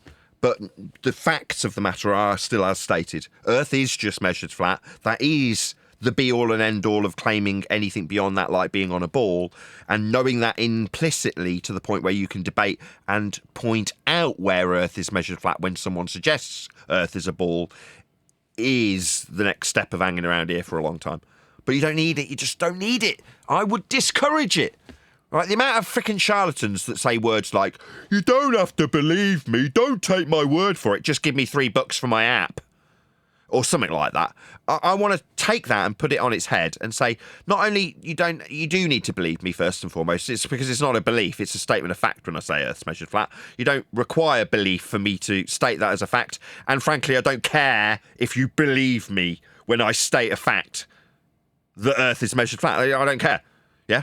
But what I do offer as a suggestion is that you can get on with your day. You don't need to hang around here and give me money. You don't need to buy an app from me or download my membership. You don't need any of that. You don't need it. If you know Earth is measured flat, because as I've just told you, that's a fact. Like, not disputable, not debatable. I'm not going to be challenged on it. You're not going to find a circumstance where Earth isn't measured how it's measured. It's measured flat in all instances without exception. And that's all the proof anybody will ever need in this subject. The illusion has been created that there's a debate. Like that the flat Earth measurements that we take to create the ball mean that we can suggest that Earth could be a ball. No, we'd have to measure Earth flat to create a maths that suggests we're on a ball. Well, actually inside a ball, but most people don't realise it because they haven't studied their own friggin' religion of being on a ball that came from flat Earth measurements, because that's how Earth is measured. Know that and get on with your day. Yeah, but we're handing them the silver bullet right from Jump Street. I always wonder how would we have responded if we got the silver bullet immediately. I guess I'm seeing now. I think if I would have got that silver bullet immediately, I'd say to myself, you know what I need? I need a very high quality microphone. Oh, boy. Well, the thing is, they were throwing the silver bullets at us. We just weren't picking them up. Exactly, right. But if we would have picked it up, there wouldn't be no show. So I guess everybody's got to go through the nonsense. I don't know.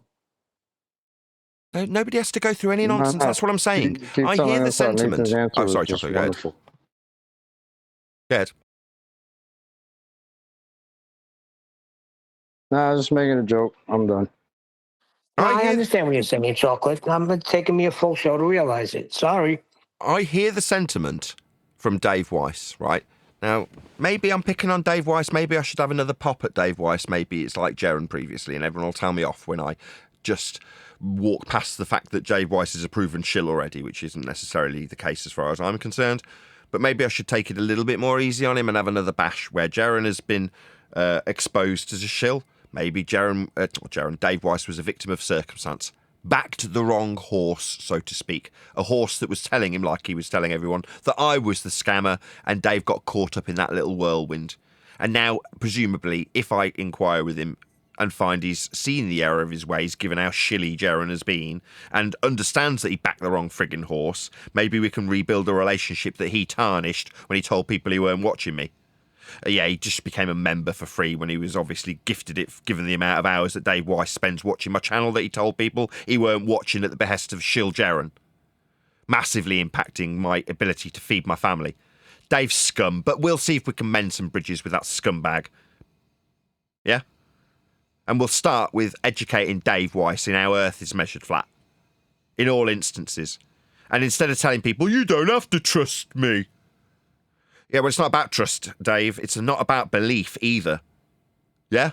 What it is about is telling people in no uncertain terms the facts in the matter. Bitch slapping them with them facts. Like, oh, you don't have to believe me. You can buy my app. Yeah, you do have to believe me because it's not about frigging belief. It's about what I tell you. You will accept it. What's that you don't like me telling you because I'm a flat earther? I couldn't care less either. I don't care what you believe. I'm telling you it's measured flat. Deal with it. That's what you need to do. Not, you don't have to believe me. The flights would be different on the azimuthal equidistant projection. See for yourself. Do your own research. No, you don't need to do your research for yourself. I've done it for you. I'm telling you it's measured flat. It's a fact. I've done the research for you. That's right. You can feel stupid for that fact that I've done this research for you. Before you got to it, I was here first. I found out for you on your behalf. Now I'm telling you at no cost to you. It's flat. That's how it's measured. Those are the facts. I'm not asking you. I'm not seeking affirmation from you. I don't need you to confirm that you believe me because it's not a frigging belief. When I tell you, nay, bitch slap you with this fact, Earth is measured flat, you don't have to like it. And I don't care if you believe me. Now, Dave the Twat Weiss will say, you don't have to believe me. You can do your own research just like I did. Yeah, that's wank. Yeah, I will tell you what's what when it comes to Earth, because I know for a fact what Earth is. It's flat. That's how it's measured. That's a statement of absolute certitude, a statement of unequivocal fact, something that is uncontestable and required for you dicks to have a globe belief. Now, I'm going to be yelling this in your retarded faces, globe believers, because it's a fact that you need to get on your friggin' knees and acknowledge. And I'll be telling you it while I'm out on the circuit promoting my book. When you bring up anything to do with a ball, I'll be saying with the biggest smirk on my face that you need to get on your retarded knees and acknowledge the flat earth measurement you'll need for your dumbass globe belief. Now again, I won't be saying, you don't need to believe me, do your own research. I'll be bitch slapping you retards with the flat earth you damn well need and will be on your fucking knees acknowledging. Just like Dan did yesterday. Maybe someone would like to oblige me by taking up the time that I don't have and trimming out my clip of telling Dan what a fucking retard he is. So I start boiling in the heat of my projector and amps and computer. It's really hot here. You can tell by how sweary I'm getting.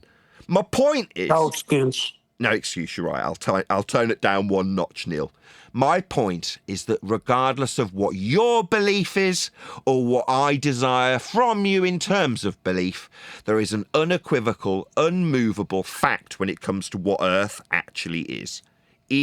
Earth is flat by way of measurement. Not only is that measurement a prerequisite always, it's needed to conjure the illusion of being on a ball.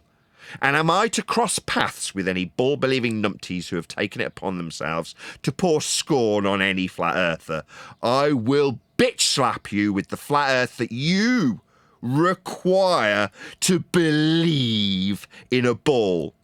Me, I'll be telling you about the earth that's flat that you've measured and demanding that you get on your knees and acknowledge just how flat earth must be for you to retain your flat earth measurement-based ball belief that you told me about.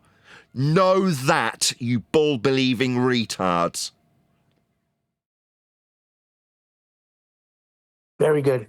Shout out to Chuberticus, who says, belief is the enemy of knowing. $100 super chat. Wow, thank you very much indeed for the support. Really appreciate it. I'm going to round out the live show, though, because as I was saying to Craig when I was in his shop yesterday, which was beautifully cool, it was like, oh, I could live here. This is so nice. It's like about 10 degrees cooler than everywhere else. So, yeah, I spent a bit of time there saying, well, it's really hot in my flat, and you can tell by how quickly I get to swearing, how quickly that frog, me, has been boiled in its own juices, because the temperature creeps up on you while you're doing a live show with a projector and a whole bunch of amplifiers and a computer that pumps out a ton of heat, monitors, the whole kit and caboodle, right? If the whole room gets sealed up at the beginning of the show, and then over the course of how long we've been going, hour and 40 minutes, the temperature just slowly creeps up on you until I'm swearing and effing and blinding. So I'm really sorry, audience. It's not your fault. It's mine. I mean, I blame the heat. It's too hot. But I'm going to round out shortly. Any comments in regards to the unequivocal fact that Earth is measured flat? Speak now, as we're about to round out. Get an air conditioner. It's not the done thing here in the UK, Neil. This weather will pass in 3 days. Anything Yeah, other but than... they have the ones that you could roll in your room and cool it off right there. They're not much. They just don't work. I know what you're talking about. I've had one. I have done that previously. It just doesn't work. Could just leave the fridge door open. Like Homer Simpson, like make a tent, put it on the end of the... Yeah, Homer Simpson tent next to the fridge. That is a plan. Any more? Do you have an ice maker at your house? And you could use an ice maker, make a bowl of ice and put around your computer, and that'll it would cause a kind of a heat shield for you as a protection from that heat from the computer. Yes, I'm sure water vapor and fragile, delicate electronics, they go really well together, I'm sure. Any more for any more? Actually, oh, we're doing an after show though, right? He's actually correct. It wouldn't make the slightest bit of difference unless I allowed that water vapor, as it was in the process of cooling the computer, to actually condense on the electronics. It actually wouldn't matter. You know, the laws of thermodynamics still apply. It's not going to suddenly condense on the electronics when it's vapor just because it's liquid in original form. Well, it's still liquid even in gaseous form, but you know what I mean? It's not about to condense on any components in the computer if I were to do that. But if I suddenly turned the computer off, removed all the ice cubes and just left the water in the air and then it condensed, there's a good chance it would destroy the computer. My God. Yeah, I didn't suggest that, no. Any more for any more? No? With that, I'm going to say, if you are watching this on either Nathan Oakley 1980 or Nathan Oakley premiering streams, then stay tuned, as there will be an after show to follow. Shout out to Goldie, second best moderator in the whole wide world, only to Divergent Droid, for gifting 5 memberships. Really appreciate the support, Goldie. Thank you very much indeed. Stay tuned if you are watching on an after show.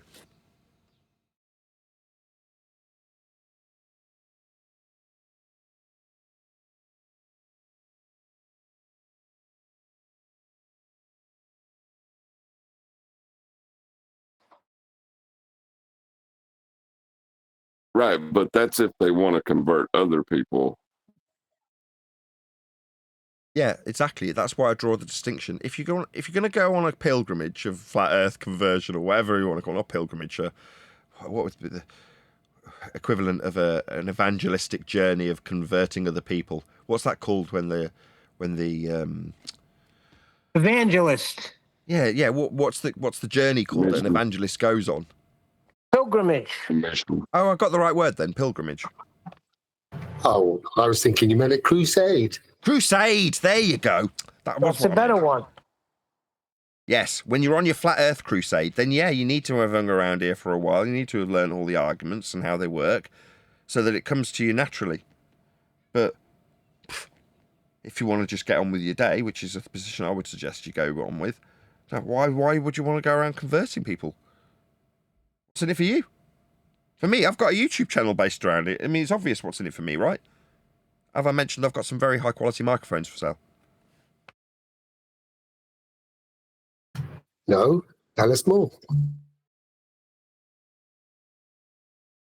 It's sarcasm. In passing.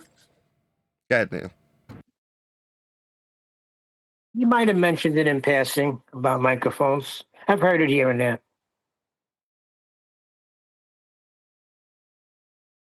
Is that a microphone as in a really small telephone? Yes. Yes, it is. I have a question about your microphone. Do you have to account for sound falling down, go boom, boom? I do often concern myself with the puddles of sound, yes. Do you not concern yourself with puddles of sound?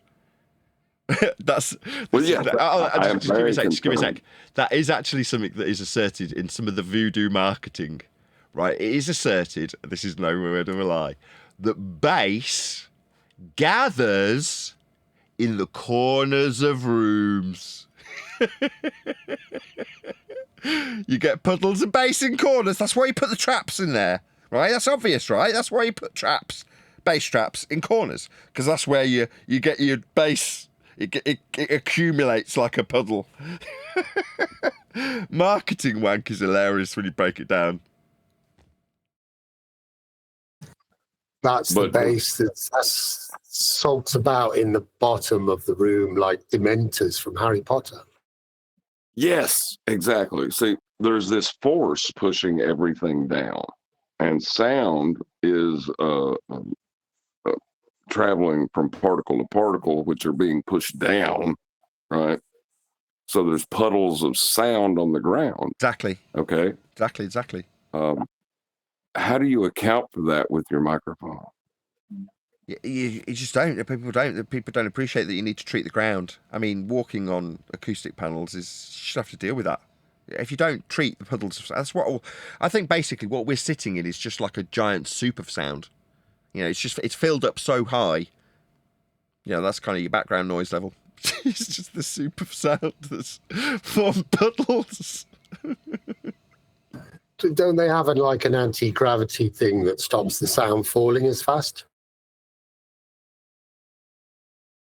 Yes, they do.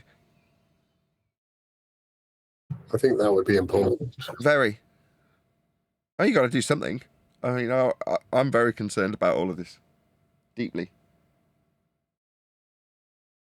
But Well, Neil's, I mean, if you don't have Neil's, an explanation for how you deal with the puddles of sound, flat earther, then I can discount what you believe about the earth. yeah, it's only reasonable. I mean, I knew I was onto a loser when I started believing Earth was flat. I knew it in my heart that, you know, Simon Dan would save me from this awful truth. I knew he'd be there for me. We're like that, Simon Dan and I. Fine to believe, but once you come to an understanding and a knowledge, then you can kick that belief to the curb. I'm sure that's the sentiment that most people have that watch or listen to that guy. That's what they're hoping for. I hope Simon Dan could say the right words in the right sequence to help my belief in living on a magical spinning water ball. I hope that's the case, so I can sleep nicely with my teddy bear at night. That's But what they're all there for. Because what other reason would they need to exist for?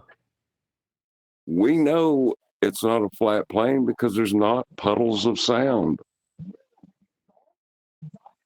You see? So it has to be something. It's not a flat plane because we don't have puddles of sound. Therefore, it has to be a globe. We can know that or believe it to a reasonable certitude. I mean, we can't know anything for sure, right? We're just trying to come to a possibility, conceptual possibility. Even though 5 minutes ago I knew for sure we lived on a ball, but now that I can't substantiate that. No, we can't know anything for sure. That's how that goes. Well, I can substantiate what it's not by looking at the puddles of sound we don't have because it's not flat. So take that, flat Earth.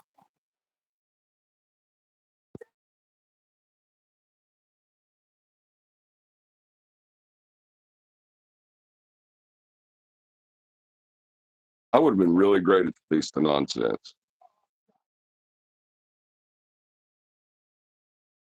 Oh, sorry about that. I just had to go wring my socks out. I got all soggy with sound off the floor puddles.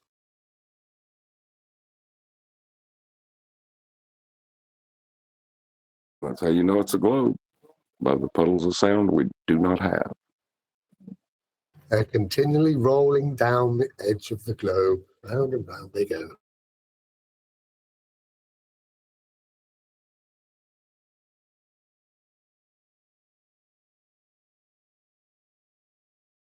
Well, it's the continuous acceleration of Earth in a nonlinear path that's interjecting energy into those what would have been puddles had it been a stationary plane.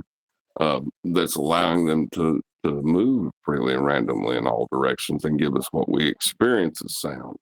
See, um, you know, therefore it has to be, accelerating in an arced path. Accelerating out of going somewhere.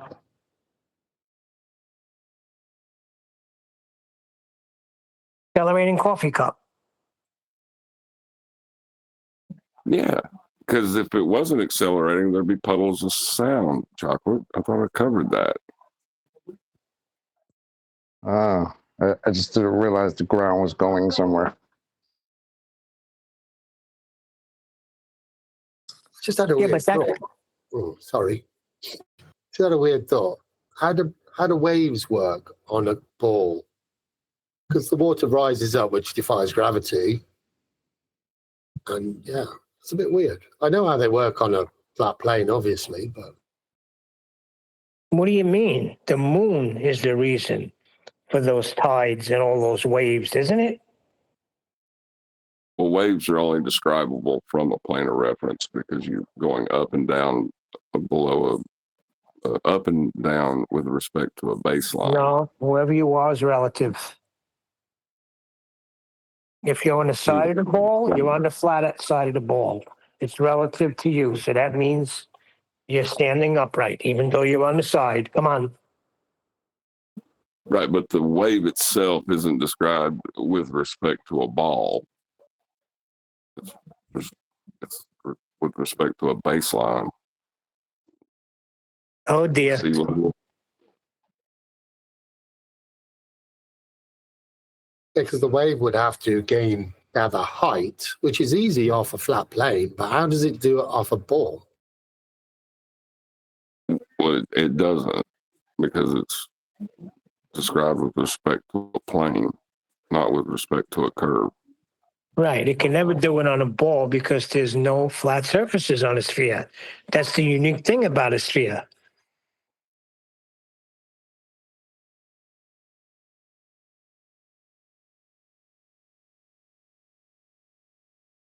No matter how big it is, Jaron.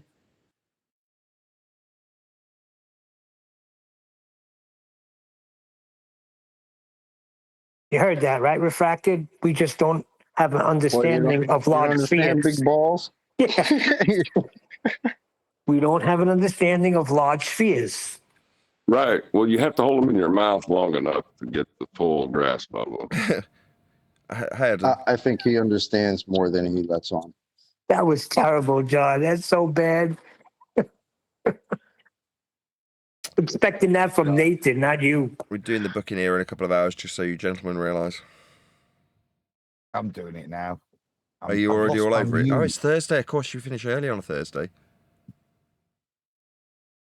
I think I've done most of chapter 10 now. Well, I'm going to leave this recording going, and I'm going to go and pick up... there's a Neumann microphone, believe it or not, waiting for me at Tesco, so I'm going to go and collect it. No, I've lost my muse. I need you, Brian, and Chocolate arguing again. I was very effective with that. Is that working well, was it? Especially Brian. I'm glad you left me out of it. He's got a lot of spunk, that man. Adam, would you like to hear my argument for Globe? Because I've got a great one. Didn't hear the beginning. Say it again, John. I have an argument for a globe. It's a really good one. It involves puddles of sound. Or have you already heard it and got your kick out of it? I didn't hear that. Go on. Well, there's this force of gravity that is presupposed by people who believe it's a sphere, which would cause these a downwards vector of all particle motion, right? That's everything would be pulled down. So we would have puddles of sound where as you move away from it, sound would travel faster, right? So since we don't have that, it means that there is a non-inertial accelerating frame for the energy input necessary to disperse those puddles. Therefore, the Earth cannot be flat.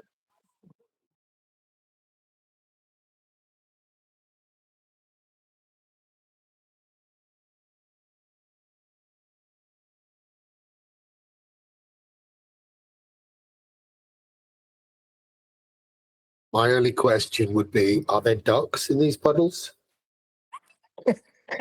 He got either Adam's thinking Swans. or he just gave up on it. There's a swan. There's a swan in that puddle. Would that There's swan much be black? wrong. No, there's so much wrong with what I just said. I don't even think I can unpack all the fallacies I just used. I was trying, honestly, John, I was trying to unpack that in my head when you said it, because that was the first time I heard you say it in full. That was some hot shit.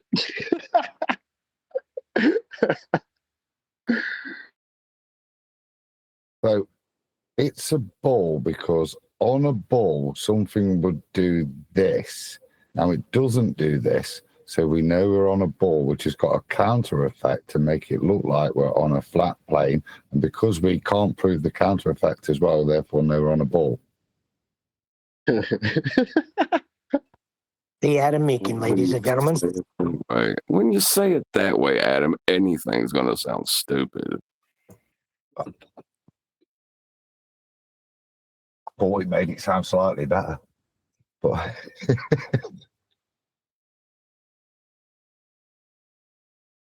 Well, for the new guy that's here today, if he's still there, we do go through housekeeping questions. There are many of the debunkings of the globe in those housekeeping questions. So if you're still on that trip, don't worry about it. We got you. Thank God it only took 2 hours and change for Neil to realize that before he's yelling at me, Nathan gave him the answer. No, Nathan, no. I didn't say I was wrong for the answer Nathan gave. Nathan gave him the proper answer. I just realized that when you got a silver bullet like that in your hand for the first time, this is what's going to happen. You're still going to go back and say, but why don't I? They're telling me I don't see the moon. Why? So, yeah. Yeah, some shit people got to go through, man. Not everybody's just going to go through it like, oh, it's measured flat. All right, thanks. Have a good day. I'm a flat earther now. Great. It's not going to happen like that. It would be nice, but that's not going to happen like that. People are going to have questions. Don't you wish we had And some all of kind of those answers to give them? questions, all of those questions come from new flat earthers debating with the globies and feeling like they have to answer all of their nonsense questions. Giving them the silver bullet, it still's going to take them time to understand that that is the absolute truth of the matter, and that's what they have to focus on, and realize that all of the nonsense stuff is based on how we measure the Earth flat. Right. Therefore, Nathan gave Takes the time. proper answer. It's going to take time to learn how to use that silver bullet, though. You got to know when to shoot the werewolf.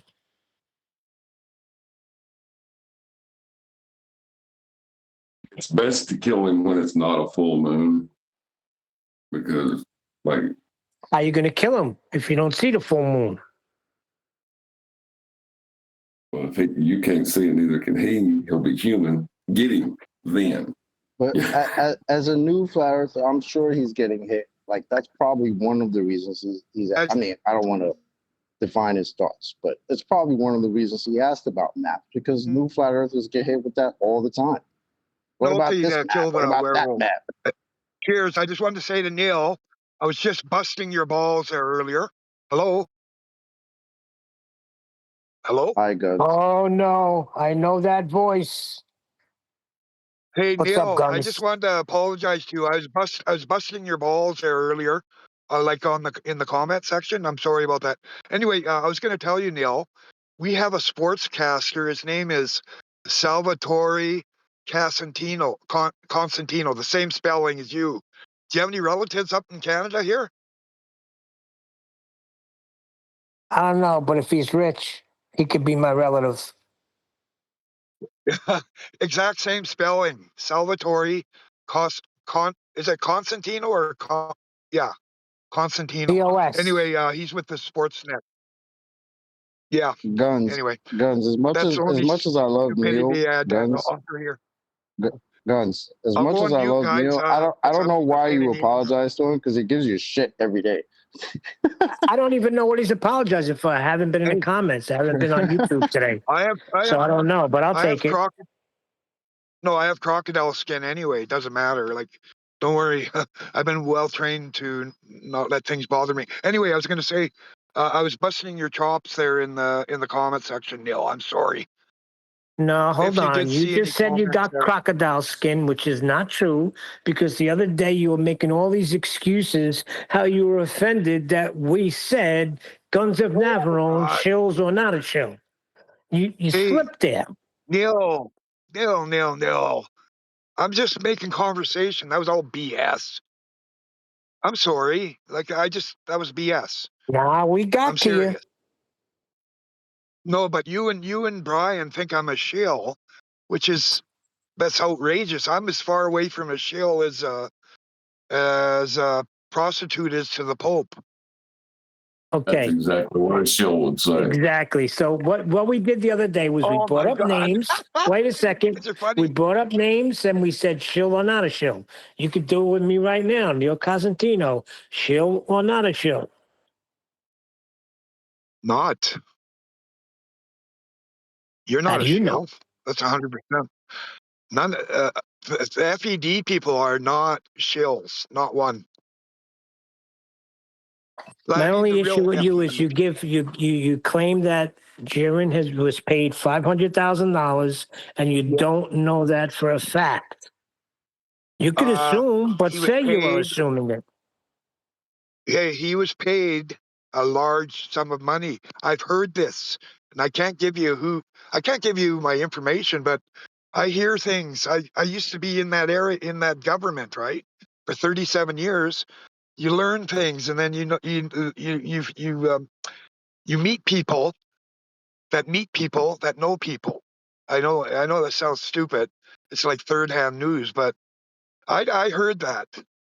But like, how hard is that to believe Let me guess. that he Sources got and paid? methods, right? Yeah, is that hard to believe though? That these guys, Dave Weiss and them, who else is it? Yeah, Witsit. I'm not sure about Witsit, like how much he got, but Jaron's the biggest one because he had the biggest following, right? Subscribers. Those are the people they attacked.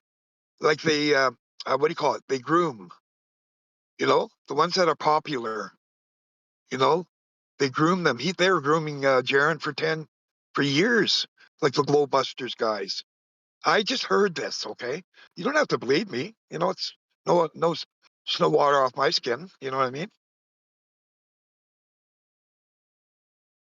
When are they going to Anyhow, you start guys go grooming ahead. us? I just wanted to come in and apologize to Neil for busting his chops there, and Brian.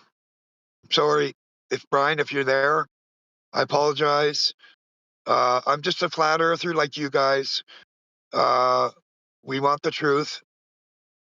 Some of us might know more than the other, but we're all You striving can't handle for the the same goal.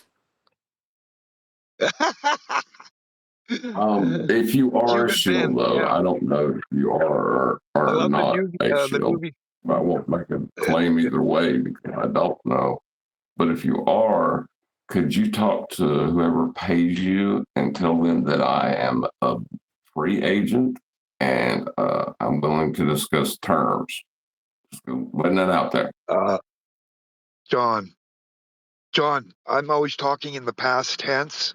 I used to be in there, but I still have a lot of colleagues that haven't retired yet. So So That's you're saying these I'm not harmless. colleagues let you know that Jaron was paid, and that's why he's down this road now? No, I said colleagues. It branches out. Okay, Neil. When I say colleagues, there's like a vine system. Okay, so that's the only way I got information. It's like Okay, they could be somewhere lying in to that me. vine, hold on, somewhere in You that know, vine system, you got word that Jaron was paid. yes, Okay, yeah, all right, that's fine. I did. Well, I'm just Canadian, and take I it can to get that information vine. about Americans. Isn't that odd? I don't know. I'm Canadian, and there's a lot of Americans. What do you call it? Americans and Canadians. When it comes to espionage and all that bullshit, they're like a team, eh?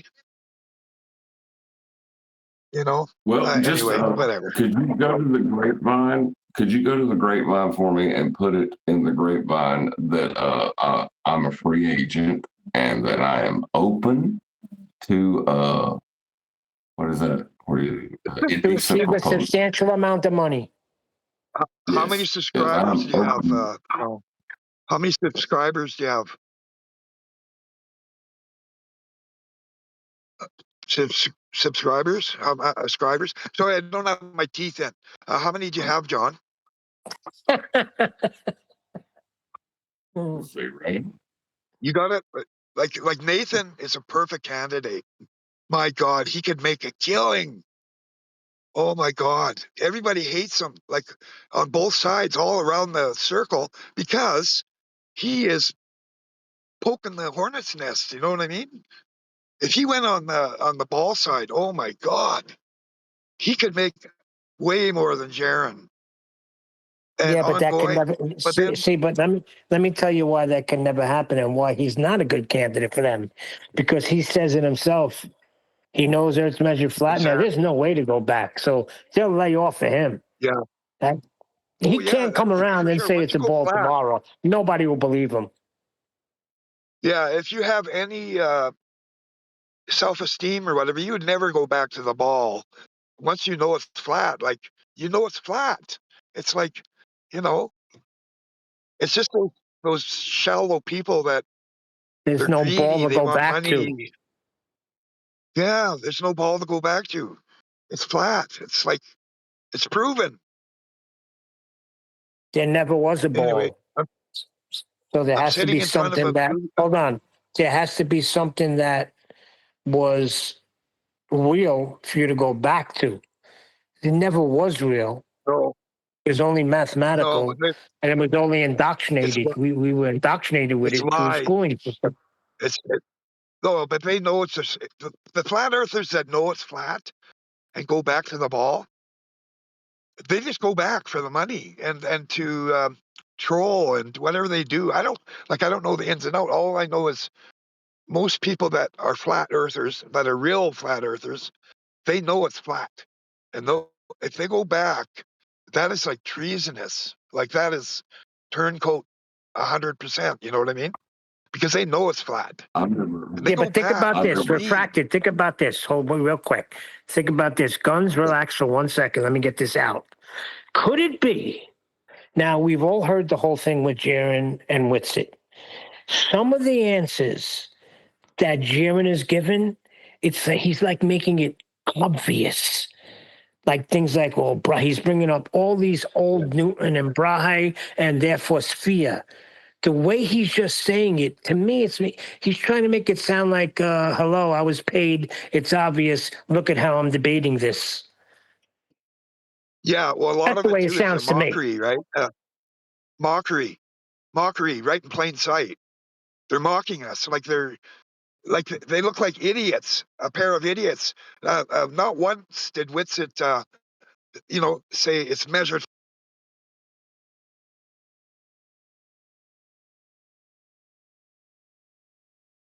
Yeah, but I think the way Jaron is doing it, he's trying to make a mockery of the whole ball system.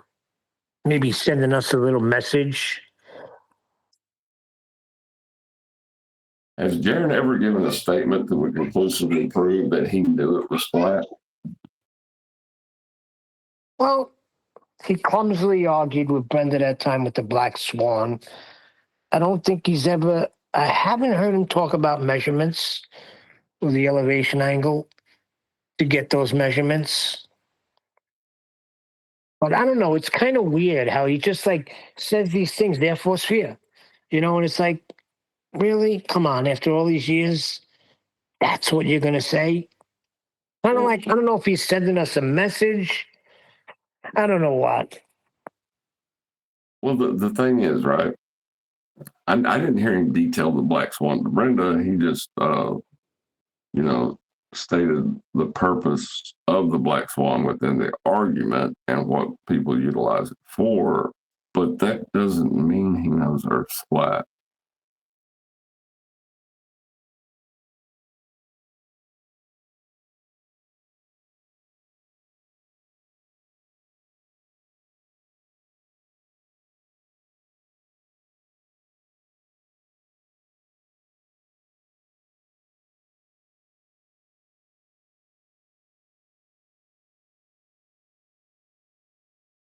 Look, I don't know what's going on anymore with them, but yeah.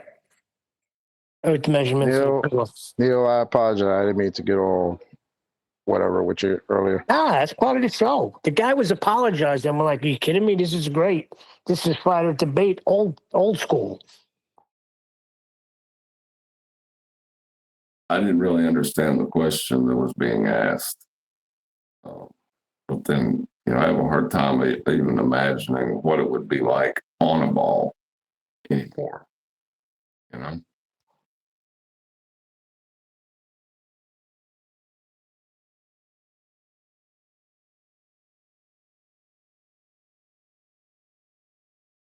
Where's Brian anyway?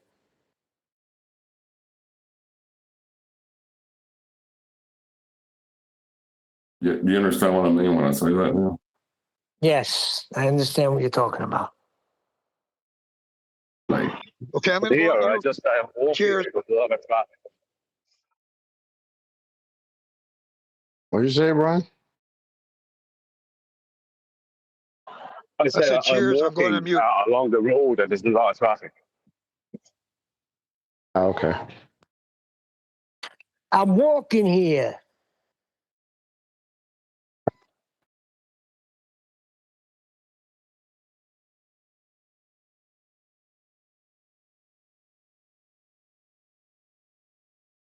there was somebody else trying to get in right there. Anybody in Discord trying to get in? Yeah. Is the new guy still here? Or he left? He had something to do. See, because we can't see who's in Discord.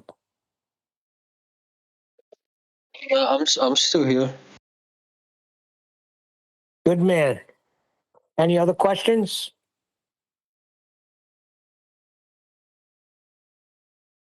No, not right now. Just thank you.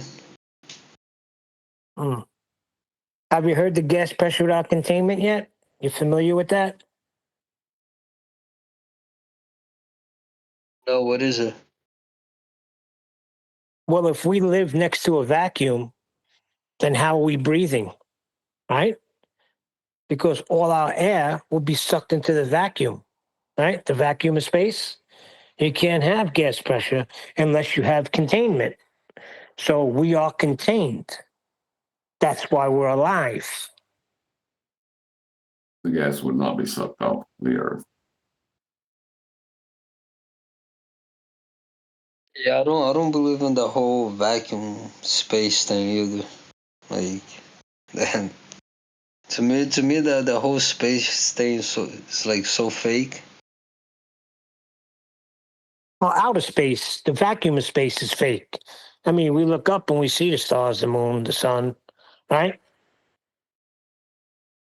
No, I believe that, but I'm saying the fact that like NASA claims that they have a space station spinning around the Earth and the astronauts like their insides doesn't float around like Well, all that because the that whole would shit doesn't make sense. Yeah, because they would be violating natural law, right? What, you mean you don't believe in What a is that? Like, basically what looks like wouldn't a their washing wouldn't their machine? blood just like go? Wouldn't their blood just go to their heads? Like, what about their intestines, their heart, their lungs? Like, what is that? Like, their insides, like, not in a vacuum? What would happen in Narnia? As your Narnia correspondent, I can tell you for a fact that the laws of thermodynamics do not apply to Narnia. You understand what John's saying? Explain it to him, John. Like, whenever you talk about how their spaceships will work in a place that doesn't exist except in the minds of the people who make claims about it, they can rationalize it any way they want to. But the key thing is that if there was a space that gas could fill, it would. Exactly.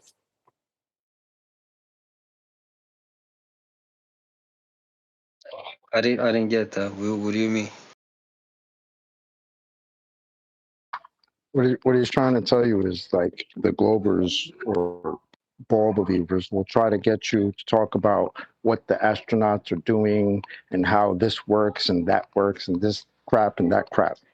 The problem is the place where these people are supposed to be does not exist. The very place that does not exist. Because you can't have some sort of containment. Tell me a place. You're breaking up, Chocolate. Chocolate. You're breaking up, Chocolate. Good afternoon, good evening. What's up, D Rose? What up? Yeah, basically the gas will fill the space. I was going to ask him if he needed chocolate to repeat himself or if he had a further question. You need to. Let's just say hello to D. Did everyone get? Did we get a hello from D? Yeah, I said hello to him. Yeah. Hey, look. How you Yeah. doing? All right. You've arrived at a good time to arrive, D, just because you're into recording and stuff, and I've just literally taken delivery of a new Neumann microphone. So the mic that you're hearing me on now is my new Neumann. So just so you got a comparison, right? This is the sound of the TLM 102, my new Neumann. And this is the sound of the KMR 81i, my old Neumann. So the KMR 81i short shotgun microphone by Neumann Microphones. And the TLM 102 large diaphragm condenser microphone, also by Neumann Microphones. There you go. I like TLM. I like TLM better. It sounds richer. Well, I've tailored the frequency response in my DAW for the broadcast of this to this microphone. So, strictly speaking, both are going through the same EQ. So, I've only just received this microphone, so I've no idea how to tailor the EQ yet. But this is the typical microphone I use for the show, the KMR 81i. I'm just going to swap back to the other. And this is the large diaphragm condenser microphone, the TLM transformerless microphone 102. So this is my new large diaphragm microphone. Cool, huh? Got a good ear because they sound the same to me. They sound the same. They should. They're from the same manufacturer. Anyway, this is the sound of my new Neumann. Cool, huh? Because you love microphones. I like this new microphone because it works and it's a legit Neumann. So the microphones come from Neumann. It's an ex-demonstrator microphone. So, I was looking it over for minor signs of damage, which it has got a few scratches on it. But then again, what would you rather have? A fake immaculate Neumann or one that came from Neumann direct as an ex-demonstrator that's got a couple of scratches on it? I'd rather have the ex-demonstrator. So that's what I've opted for. So it was slightly cheaper, but I wanted this for me. So this microphone is going to be used to do the book, as opposed to my shotgun mic, which is designed to do a good job of rejecting background noises, like the wind right now. But yeah, so this microphone, the one I'm talking to you on, will be the book reading microphone. If I end up doing a read by author, this will be the mic I read it through. This new one. Now go to the other one. Go to the other one. I want to hear the other one. So this is the mic I do the live show with. This is the KMR-81 short shotgun microphone. Yeah. This is the... Yeah, I like the other one. I like the other one. I like the one you just said you're going to do the booking. I like it better. Okay, just for the camera's sake. So this is the microphone you're hearing me on now. This is a KMR-81i, and it's a short shotgun, low bar or hypercardioid polar pattern, and its primary purpose is to cut out the noise of my kids when they're rattling around and I'm doing a live show. However, if I swap over, now I'm on this. The Neumann TLM, which just stands for transformerless. So the KMR-81i has got a transformer. This large diaphragm condenser microphone does not have a transformer, so it's TLM, transformerless microphone, 102, and it's a fixed cardioid pattern. And this is how it sounds. Which one is best for cutting out Neil?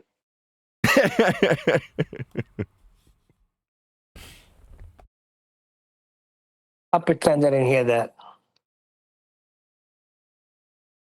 Boy, And this is my crap mic that QE really hates. This is my crap mic. I'll just go ahead and state that again. It's not that he hates it. When he's doing the book and you come in, you sound like a train wreck.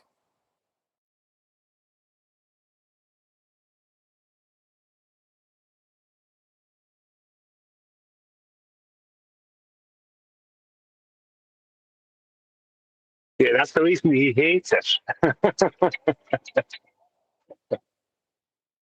That's literally the very reason that he does hate it. So he No, because doesn't sometimes it hate comes in clear. So he doesn't hate it, but he does hate it. When you come in clear, he has no problem. But because, are you using your phone or are you on a computer?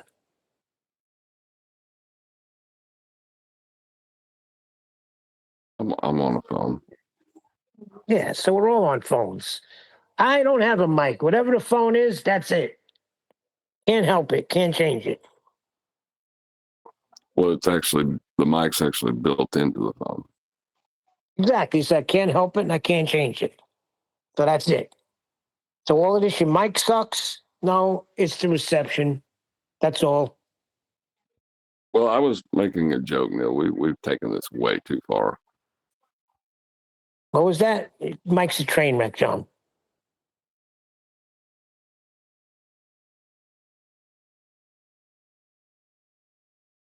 Want to talk about ice walls? Yes, I do. No, Why let's talk don't we about, go let's back talk to about the worlds gas beyond. pressure? Why don't we talk about gas pressure like we were doing before? Okay, go ahead. I like Finish that. because you were breaking up, Chocolate.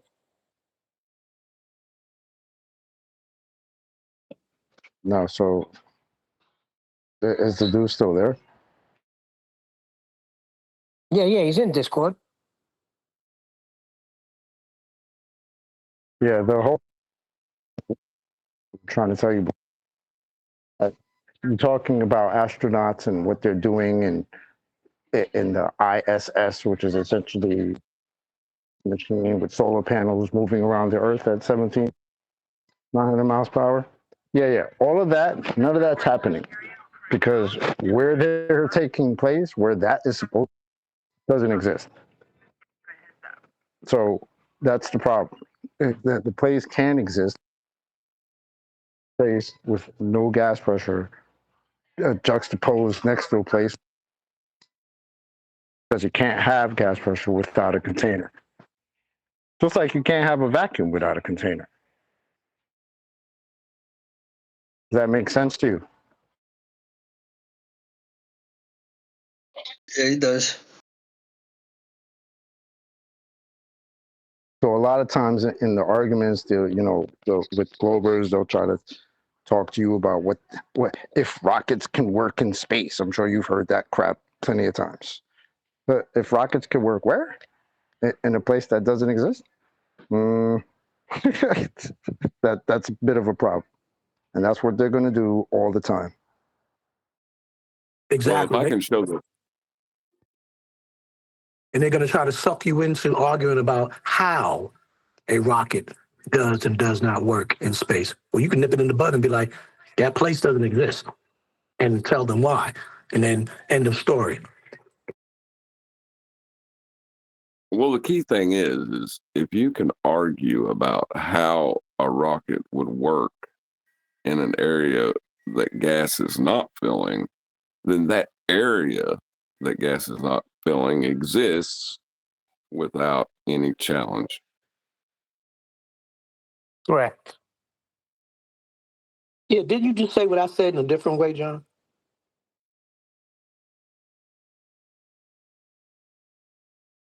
Dad, you said no Nope, watching YouTube. because I said something else. There's nothing wrong with that because different ways of saying the same thing might help the guy out because one of them might catch, or he might catch all of them. You never know. Right? The basic point is for him to get the premise that you can't have gas pressure without a container. It's literally the definition of gas pressure is the force the gas exerts on the walls of the container. So how can you have that without its literal definition of container? You don't. Yeah. Well, I'll and tell they- you well, the go ahead, John.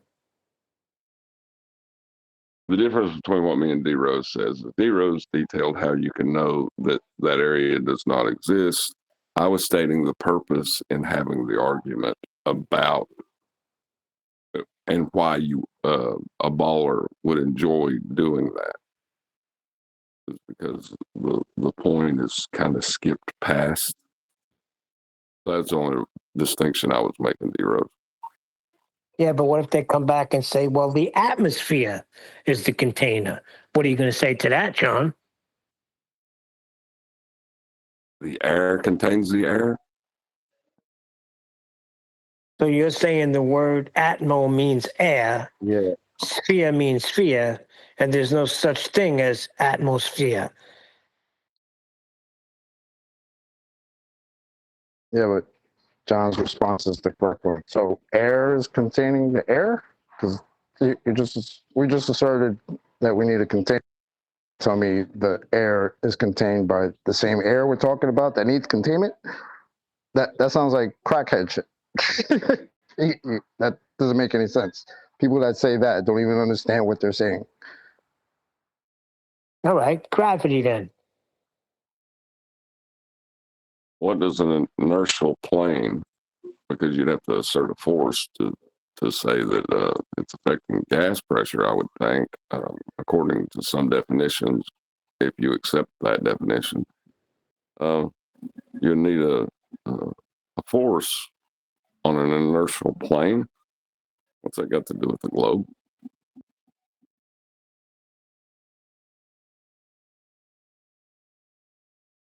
Well, the word atmosphere is an oxymoron anyway, right?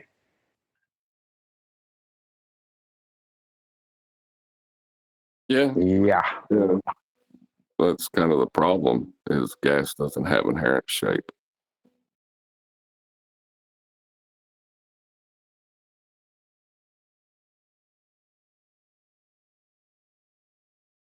It's like yesterday with the water bending.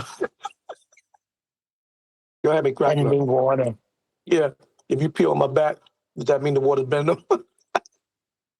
Well, that's what Jamin said. Water is the most bendable substance on Earth.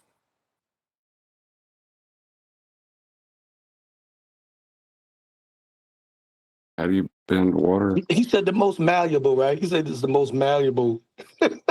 No, he said bendable. Pretty sure he said bendable. It's not even such a fucking word. It's malleable. Malleable is a word, but it's like that's for solids. You know, you take a No, solid and John, you I'm saying shape. there's no such word as bendable. Is bendable the word? Spell it. I think it's a word. Bendable. That's bendable. How do you bend water again? Well, I know he said bendable because that's what he said. People say water doesn't bend. It's the most bendable substance on Earth.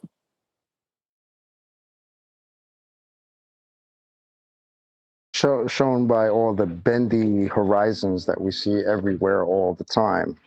Definitely.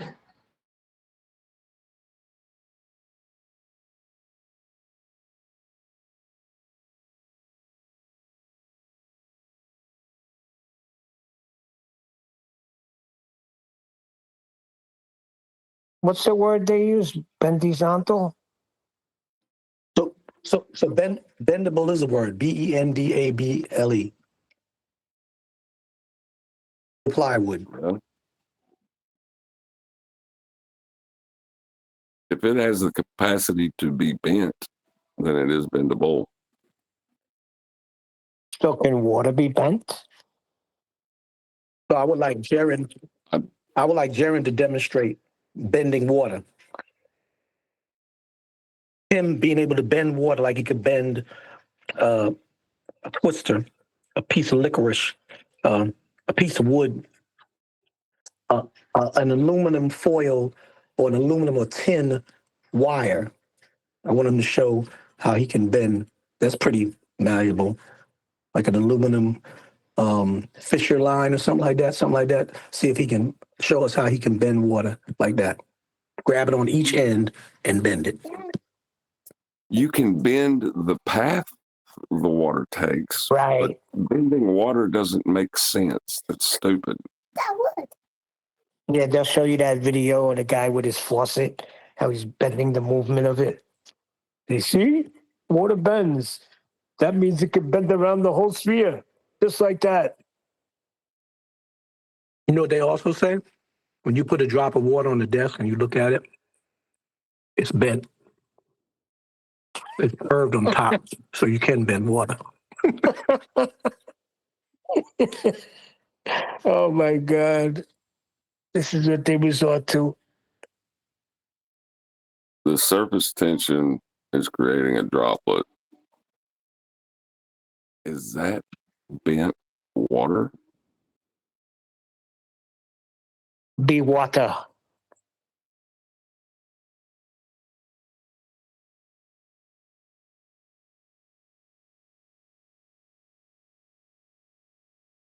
Like, you're not doing that. You're not bending it. The water is the surface tension of that droplet is what's creating the droplet. But you're not bending it. So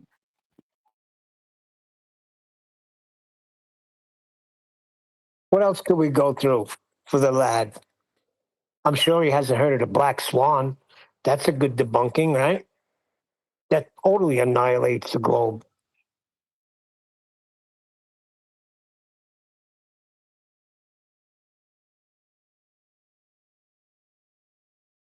You already went over angle measurements? Measuring? That's what Nathan hit him with first, and we got hit by people like Brian and Chocolate, and it was a big brouhaha in the beginning of the show because we gave the guy the silver bullet first.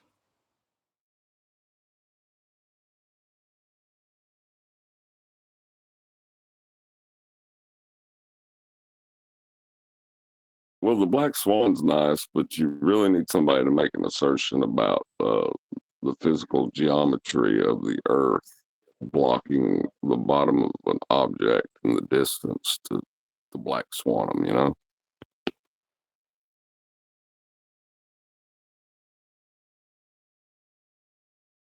I think going And forward, the block? when we get more people who are newbies like Rock 30 or 3000 that are sincere, and we kind of vetted that. Neil, and me kind of vetted that in the pre-show time, and that we should try to assume the best and assume that someone who declares to be a newbie and wants to know the truth and wants to know how to argue against all of the nonsense that they're getting hit with, that we just need to assume that they're sincere and not come from the position of assuming that they're just being disingenuous. They're just being real based on what they're getting day to day. And if we hit them with the silver bullet, do it with grace. And whenever they come up with a question, well, what about flight paths or something like that? Just point out that planes fly straight. So we don't really need to worry about what lines they make on whatever map you want to argue. And that way we can help hit home the fact that everything is measured flat and everything's just with respect to a horizontal plane, and that they can feel comfortable knowing that that is true and just stick with it so they don't have to argue with people who are in pain. Right, but the flight paths are always described with respect to plane of reference because they use the latitude and longitude grid system to describe their position and each position along a set course. So, and that's taken me 3, 4, 5 years of listening to the show to understand that and absorb it. Do what? Wow. No, I'm just shocked because that's something that, boom, I got right away. But I guess everybody's different. That's fine. No, I knew that it was flat. It's taken me that long to absorb the rhetoric and be able to use it apologetically. Oh, okay. I got you. I got you. Yeah. But as soon as you heard it, you knew, right? Like the penny dropped immediately, right? Okay. I knew the earth was flat and as God created it 10 years ago. So, but it's taken me quite a long time to be able to use that as an apologist, like Christians use their apologetics for explaining what they know, and effectively.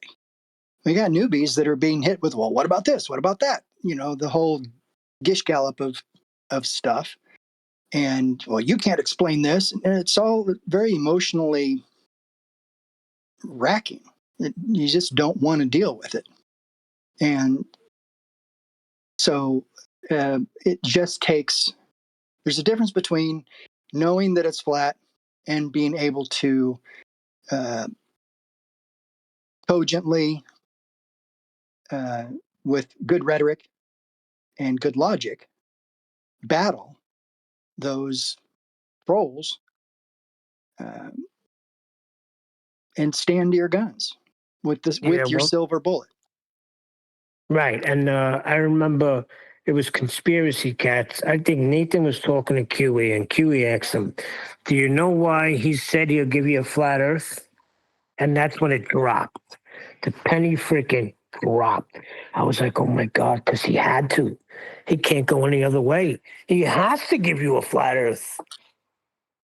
And then it progressed from there. Time to learn. It takes time to learn to just sit back, smile, and say, thank you, welcome to Flat Earth, and move on, and not let them move on from that. But what about, but what about, but what about?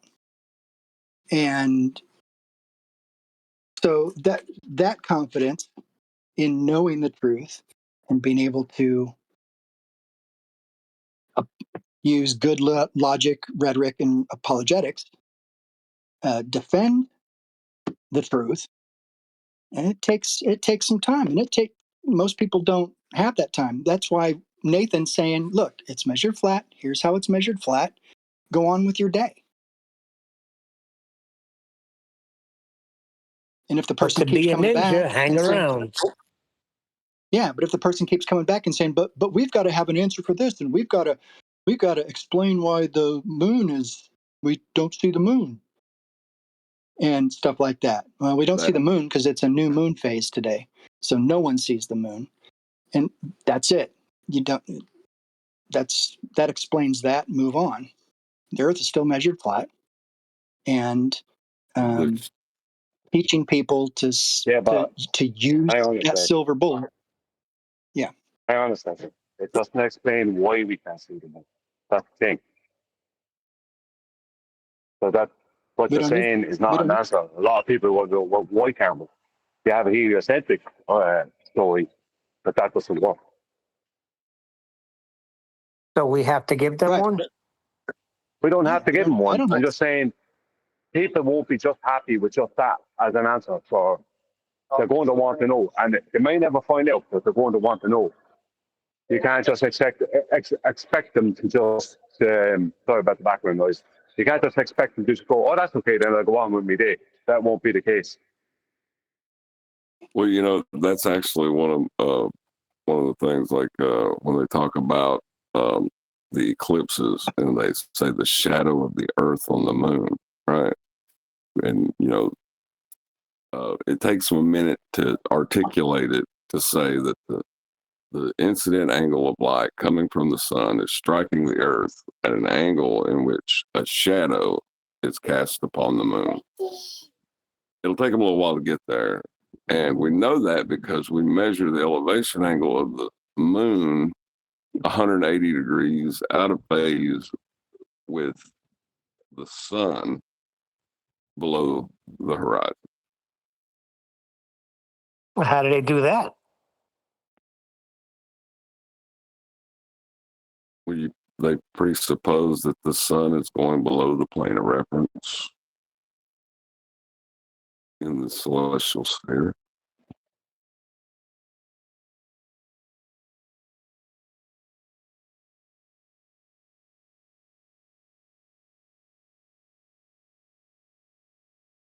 How do they get their measurements? If you're on a globe, how are they getting those measurements? How are they assuming it's going below a plane of reference? How can you even assume that or believe that it's going below a plane? Below a plane. How can you even put the plane word into the rhetoric of believing that it goes below whatever they believe it goes below, which is really the globe? But how can they say plane? They can't say plane. Exactly. Well, they have to. Can't describe it without it. Well, then you don't have no ball then. I'm sorry. Can't use our stuff. Don't you just ask them, how do you measure a negative elevation angle of something you can't see? Never measured. It's only ever calculated or presupposed. Exactly. The position is presupposed, right? But even within the presupposition, they're saying it's this angle with respect to the plane of reference. Negative. Yeah, it's kind of funny. Right. But in their rhetoric, in their books, they basically say that a negative angle means it's on the other side of the ball. And yes, I know they calculate it and stuff like that. But when people see those references and they go, look, see, they measure it in negative, they just parrot what the textbook says. So it's up to us to know enough about how to rhetorically address that point, like you just did.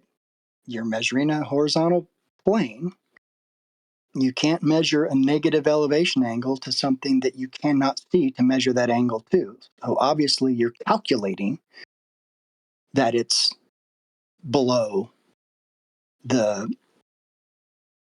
horizon. Yeah, see, you can't say it without saying. You just tell them, you're using a horizontal plane of reference. They're using our stuff, and they got to Yeah. stop. And it's unavoidable. It's unavoidable. They have to, because other than that, they're using points to measure altitude, points to measure depth. A point. That's it. A point. Well, in degrees. Yeah, you could do a point. Arguments. Yeah. Well, the arguments I've been having with linear distance. Good grief! I just posted the other day the definition of. Thanks. Shout out to Divergent Droid, who posted a really good Oxford definition of what linear miles is. I just posted that, and the replies I'm getting about how that nautical miles are measured in degrees of arc. And so, oh my gosh. So I have to know, and that's Neil, this is what I'm talking about. This is what took me. How long have you guys been doing? When was the year of the sextant, right? I've been doing that long. I've known it's 2020. flat, but learning the apologetics, learning the rhetoric, and learning the logical arguments that are the simplest possible, which is there's a horizontal reference, we're done. And saying things like every geometric Earth measurement, without exception, will require a horizontal plane of reference or a vertical 90-degree perpendicular reference with respect to a flat plane or a flat line. Exactly. Can you do it any other way? You can't have 90 degrees. You can't have 90 degrees on a curve. And then they show me the geodetic survey textbooks, and it's like, where's the flat reference? That's not 90 degrees. Once they use 90 degrees or horizontal or perpendicular or vertical, then all I got to do is highlight all of those points to show where the flim flam is, where their definitions are based on horizontal planes and 90-degree verticals. And I just try to leave it there, and they're like, they just eventually just stop arguing, but they will not concede. But I stick to it. Oh, I know. Everything, I without know. exception, is measured. I've heard flat earthers. I've heard flat earthers who will skip over the necessity of vertical to be 90 degrees to horizontal, and that a zenith is an elevation angle of 90 degrees for it to exist. They'll skip over that fact to talk about how you can measure from your zenith, and therefore the angle is from the vertical. And now the Globers can argue that, right? Like, I've heard that so many times that, like, you try to stop them and they act like you're a jerk for pointing out that you're still using Earth as a plane of reference for this. I do that whenever they send there's like a flatearth.ws, that shill site, and they still use the measurement to Polaris with a bunch of little stickmen on a globe measuring straight up to get that angle. But under every single one of them, God bless them, is a little plane, a tangent plane, of course. And all I do is circle those things and say, look, there's your horizontal reference. Oh, well, that's a tangent plane. I said, no, it's a horizontal reference. You need that. So First of my all, to point even say stands. tangent plane, you got to be assuming a globe. That's number one. Well, no, they have to assume a tangent. They have to assume a plane to actually measure the angle. All I got to do is circle those little lines underneath those stick men and say, there's your plane. And No, they're assuming a globe. It's on a plane. Yeah, they are. You have to make the assumption that you're on a ball in the first place. Yeah, we're saying the same thing. I'm just pointing out to when they argue that that's how you measure the Earth, and you couldn't do it if the Earth was flat. That kind of BS. I just point out that you need a horizontal plane to measure angles, and look, you drew one underneath each of these little stickmen on this globe that you presuppose. So I'm still right. Every measurement, you need a horizontal plane. Look, there it is. You drew it yourself. Whatever they say, oh, it's a tangent plane. Oh, it's blah blah blah. I say that doesn't make me wrong, does it? There's your horizontal plane of reference. So have a good day. Yeah, to say that it takes we can get it from a curve. All we got to do is draw a tangent. Is to can't get it from a curve.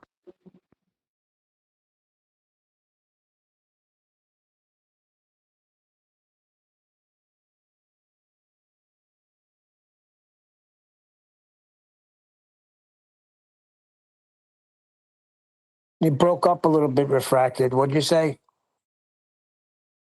for them to say tangent plane is for them to concede you can't get it from a curve. Absolutely. Exactly. And pointing that out is where you should stop. Yep, there's your plane. Next. And that ticks them off, and they have to go through their apologetics and their rhetoric and their their stuff, and you let them flounder. You don't beat them over the head with it. You just sit and wait, and whenever they come up with their little graphics and stuff, you go, oh, there's your horizontal plane. I'm still right because I said every measurement will require a horizontal frame of reference, especially every measurement from the surface of Earth. And that's when I get them, when they start showing me that, vertical means down with respect to gravity to the center of the Earth. I say, no, Right. you're measuring the surface. You're not measuring the distance to the center of a presupposed ball. Stay on the surface where you're standing. And by the way, that picture that you're showing me shows you standing in the middle of the ball. Newton himself said that his gravity that he was describing was only with respect to an inertial plane. So how does that help Now you? that rhetoric or that point is something that is hard for, or has been hard for me to explain to a glober or anyone, or even a new flat earther. So inertial planes and all that stuff, we can quote Newton, but trying to describe and educate someone on what inertial plane and a non-inertial plane and all that stuff, you end up getting lost in the weeds. Hopefully, I can just say, if he says you need a inertial plane or you need a plane to measure something, that should be the end of it. Oh, look, there's a plane. My quotes or my point still stands. For every measurement, you need a horizontal plane of reference. He said plane. We're done here. I don't need to explain what inertial and non-inertial means and reference frames and relativity and gravity, blah, blah, blah, blah, blah. No, you don't. That's their problem. So after that point, that's their problem. You might want to go to the people who define things like elevation angles and say, hey, these guys define an elevation angle with the use of a horizontal plane the observer needs to be standing on. Where the hell did you get that on a ball? Right. And and I use that. Exactly. What I'm saying isn't about the inertial or non-inertial part. It's about gravity and down. The downward force is only with respect to a plane. You don't have to throw inertial and non-inertial in. That's good, because getting into that and what that means and stuff like that, that's where you get lost in the weeds, especially with new flat earthers. If all we can do is point to them and say, look, there's a horizontal plane, there's a horizontal plane, there's a horizontal plane, and leave it at that, then hopefully that will give people the confidence to just know that that point is true and that's all you need. And their side knows that point is true. That's why I keep pointing out, and whenever the definition is brought up, right, it's important to point that out. Like, your own side knows it's true because they're the ones who define elevation angles, right? So it's not our problem. You don't have beef with us. You got beef with the same people that are pushing your story. Go deal with them. Wait a second. You didn't come up with the elevation angle definition, Chocolate? I thought you put that out definitely there. not Chocolate's. Definitely not Chocolate's definition of elevation angle. Got to be Nathan's, and Nathan had to put it out there. That's a Nathan argument. with all his That's my favorite one. That's my favorite You're one just- because you can say, yes, it is.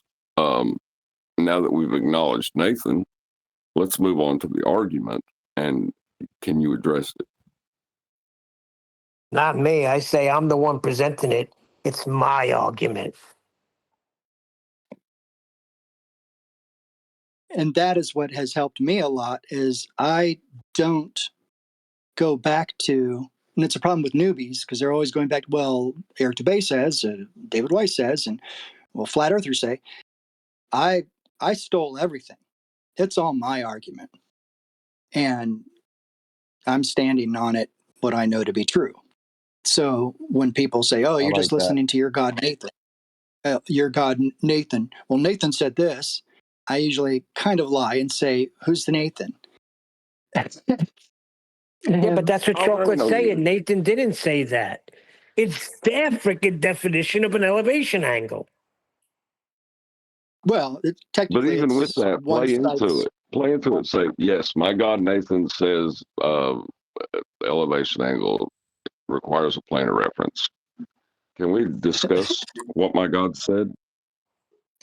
Yeah. How about my God says that he measured the earth with a line across it? Can we address that? Can we address the fact that he said, where were you when I laid the Yeah. foundation of the earth? Where were you, old man? Tell me, you must You're just be repeating what really God old. said. Yeah, we're quoting Job right now.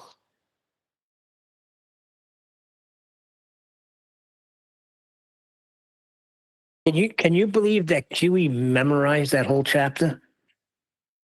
I think he had to do something for when he was in school. I may be getting it wrong, and if he's here, he'll start flipping out. But I do remember him saying he memorized all of Job chapter 38. Psalms 19:1 is another good one to memorize. That's a great one.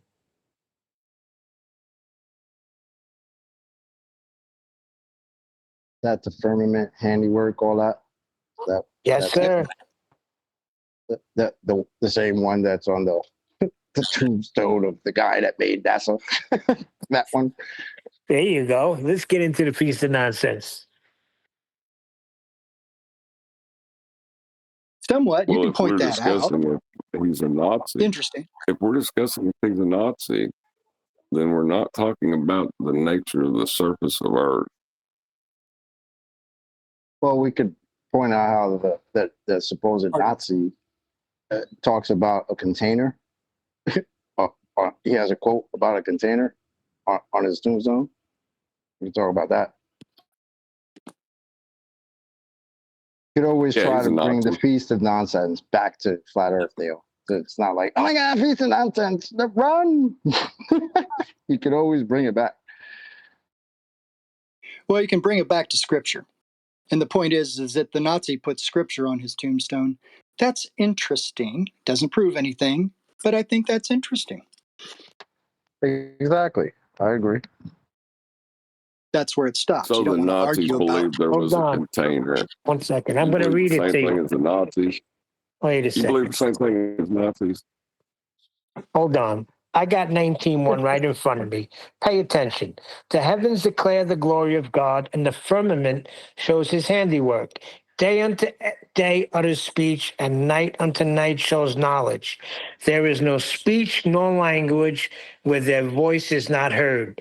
Their line is gone out through all the earth, and their words to the end of the world. In them has he set a tabernacle for the sun, which is as a bridegroom coming out of his chamber and rejoices as a strong man to run a race. His going forth, this is the sun, is from the end of the heaven and his circuit unto the ends of it, and there is nothing hid from its heat. Now, there you go, right there. Telling you how this sun has got the movement. That's number one. The line has gone out through all the earth. That flat, level line.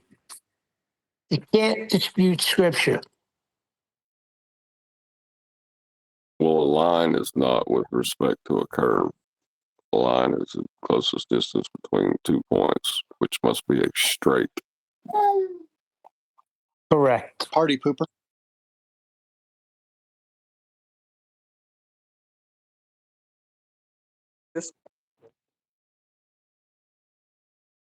Denied.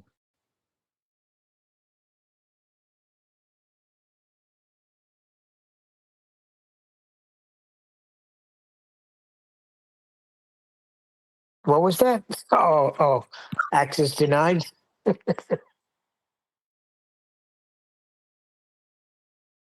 Yes.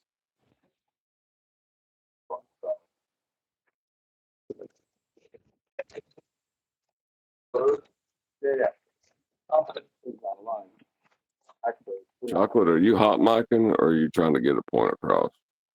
Nah, he's hot micing. Chocolate. Yeah. Hey,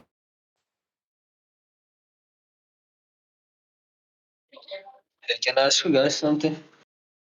Am I bugging? Did Nathan just say my name? Yeah, I was telling You you were to hot stop. micing. You were hot micing. Go ahead, the other guy in Discord, ask your question.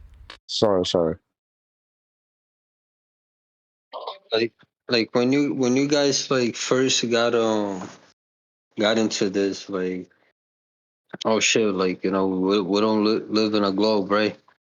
Did you guys already know about like the measurements and stuff like that, or was it something else that brought you guys up to this?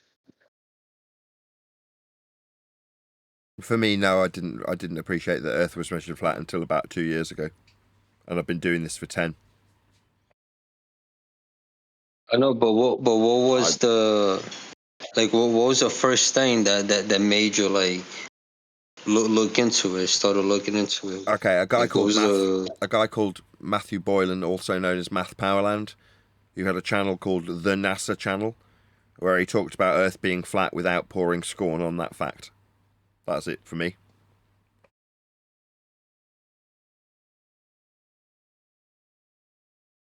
you learn about like the measurements and all that like afterwards, right? Yeah, up until a couple of years ago, you could classify what we did as acting out our belief in a flat Earth. Not all of us, but some of us. Some of us got there sooner than me. But for the majority of us, we were led down a path of flat Earth belief, where things like whether or not the flights are working at different times on maps would be held up potentially as a flat Earth proof. No offence to you, I'm just using it as an example that will hit home quickly. So that idea would be something that we would have entertained a couple of years back that didn't really help us much. But at the end of it, if you prove it one way or other, you've then got that affirming your belief in a flat Earth because the times of the flights were different. In other words, that sort of standard doesn't really help you, and that was the standard we were adhering to for quite some time because it's advantageous to the idea of being on a ball to have that belief stacked up against the belief that we're on a flat plane rather than the absolute unequivocal fact that we measure it flat. So you've got to conjure the idea that there's a debate to be had by creating a false idea of what you need to believe in to suggest that the Earth could be flat, so that can be debunked by your opponent who believes we're on a ball, without anybody actually pointing out that everyone's measuring Earth flat at all stages. Well, there was a point in time where you guys believed you weren't measuring enough curvature for it to be a sphere radius 3959. Yeah. Yep. Because there was a time very well put, John. There was a time that we thought we weren't measuring enough curvature to be on a ball. That's a brilliant way of putting it. Yeah, and that was a mistake. Yes, it was. What would we have described how much curvature we did or didn't have with respect to what now? Flat plane that we'd need to be measuring it with respect to describe the depression angle or deviation from the horizontal plane of reference in the maths that we didn't even see, even though it was labelled surface level, as we argued about how much curve we didn't have. Gotcha. Yeah, we see too far, right? We can tell by these measurements that it it isn't curving at the rate it would need to be a sphere. we weren't taking into account refraction. So let's do some math, right? What did we hear? Oh, it's I because brought it's this up. I too brought this up big. because this is the first time that I'm like hearing about like this measurements, like that you guys are talking about in like detail. But usually most people talk about like um the geography of the world, the planes, the sun on the horizon and stuff like that. And me being kind of new to this, like I feel like we came off on the wrong foot in the beginning of the discussion here. I didn't. I'm not questioning you guys. I'm not saying like, oh, this and that. But like, all I was trying to ask before was like, is there something else that could prove that? I know what he was saying, that that's the only proof I need. Is the measurements and things like that. But all I was trying to ask was that if there is anything else that's also like 100% concrete proof of that. You know what I mean? The Earth curve You're the calculator. yeah. Well, you're the perfect example of the new person who sincerely is looking into this, and they're faced with what everyone here is calling the feast of nonsense. So everything besides how the earth is measured are sidetracks from the fact that the earth is measured with respect to a horizontal plane. Anything that you come up with, this is what you'll need to kind of think about, and what I hope Nathan's book will help people think about is that it was the original title of the book, wasn't it? All roads lead to flat earth. All of those extra things that you think there's got to be something else, all of those without exception will ultimately lead back to the necessity for a measurement of something with respect to the horizontal plane of the surface we're standing on. All straight lines, all horizontal and vertical lines, everything that we don't have on a globe. If the only thing you get in your head going forward is that everything is measured with respect to straight lines and horizontal, level, flat, perpendicular, all straight lines, triangulation, heights, elevations, altitudes with respect to sea level, you'll start seeing all of these words. Need to post all those flat earth words actually again. But Yeah. all of At this point, I definitely need to get my hands on that book because I try to look it up. Meanwhile, we're here. I was trying to look it up how to do these measurements, and everything you see online is based off of a globe. You don't see anything that you can measure that doesn't have to do with a globe. So well, even you'll the find out. information out there is not even available to us to do Now, that. Could you you'll have please to post that? look you'll have to look carefully. Like I was saying earlier, when you look at their math and their measurements and their pictures, you'll find out that there is a horizontal line somewhere, even if it's in the center of the earth, what they call the equatorial plane. And John will take care of that better than I can. But everywhere you look, if you look carefully, you'll start seeing horizontal surfaces. You have to, because that's the only way you can measure an angle of elevation is from a horizontal flat surface.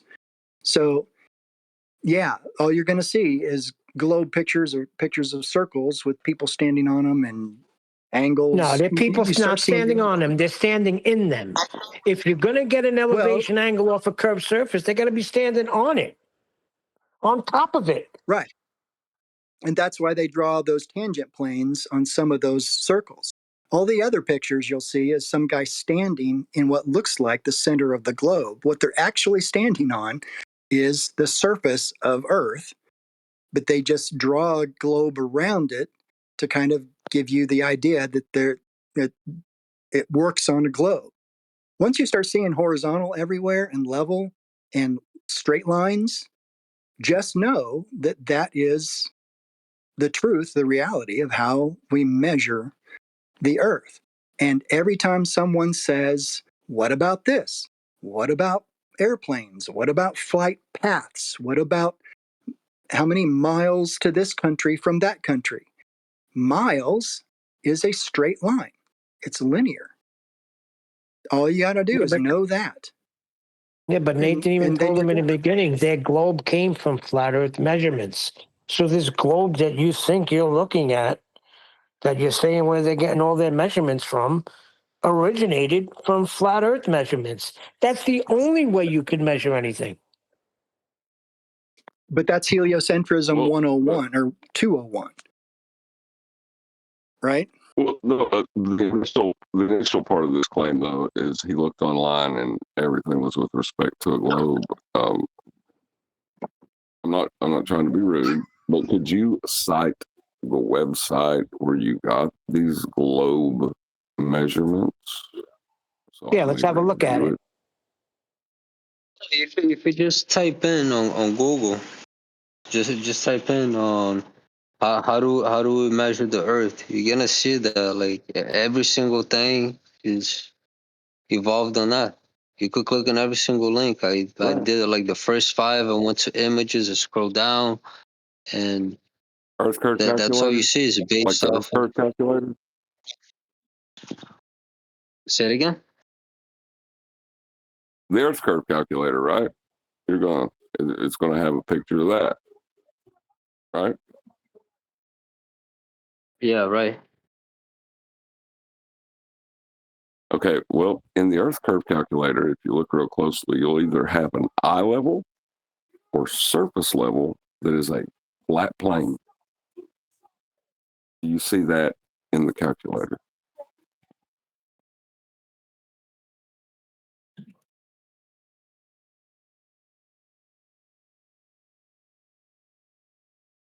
I typed in, how do we measure the Earth?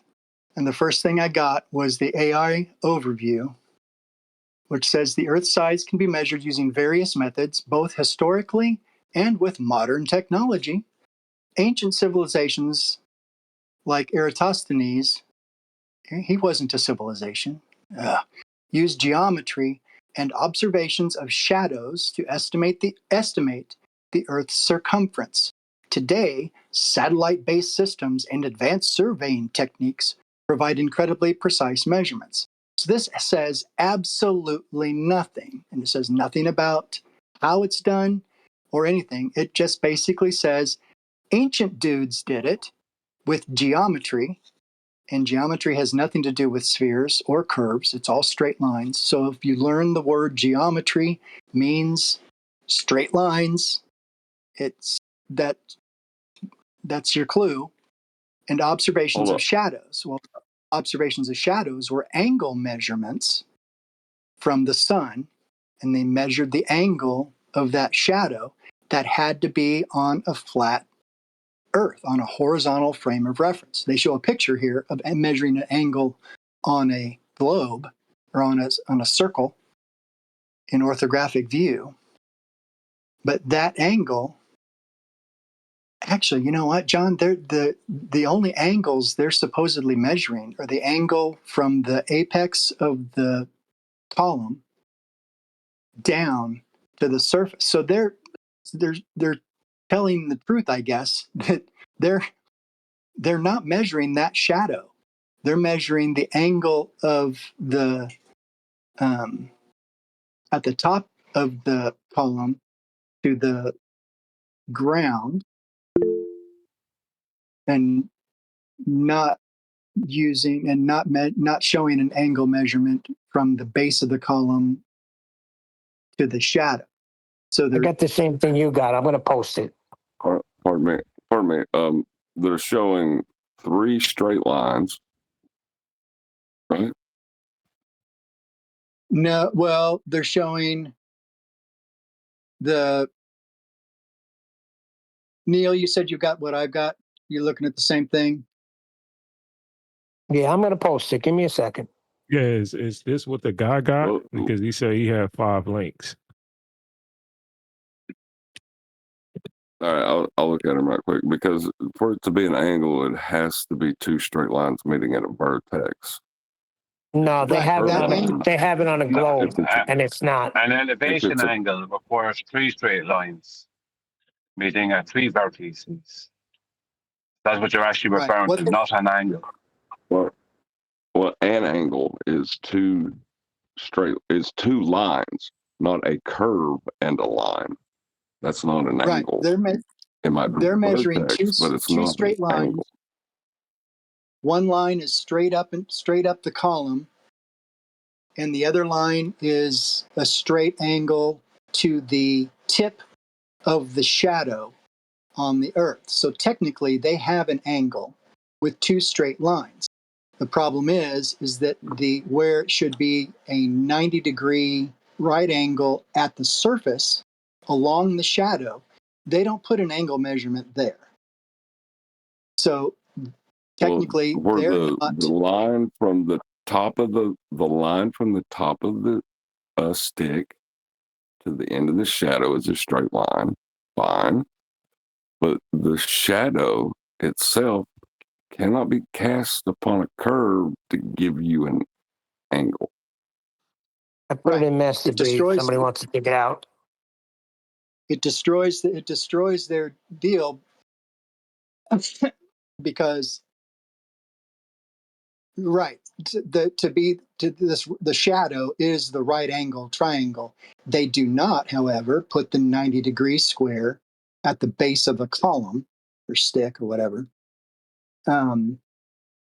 They're drawing that line right to the center of Earth, where then that line terminates at a vertex between the center of the Earth and then back up to the well, which they Sorry, 1 draw second. No. like 500 miles into the Are crust you of the Earth. referencing Eratosthenes? Yes. Yeah, right. No.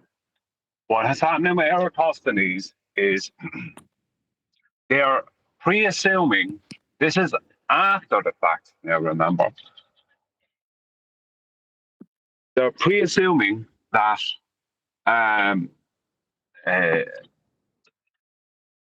light is coming in parallel after they've measured the elevation angle.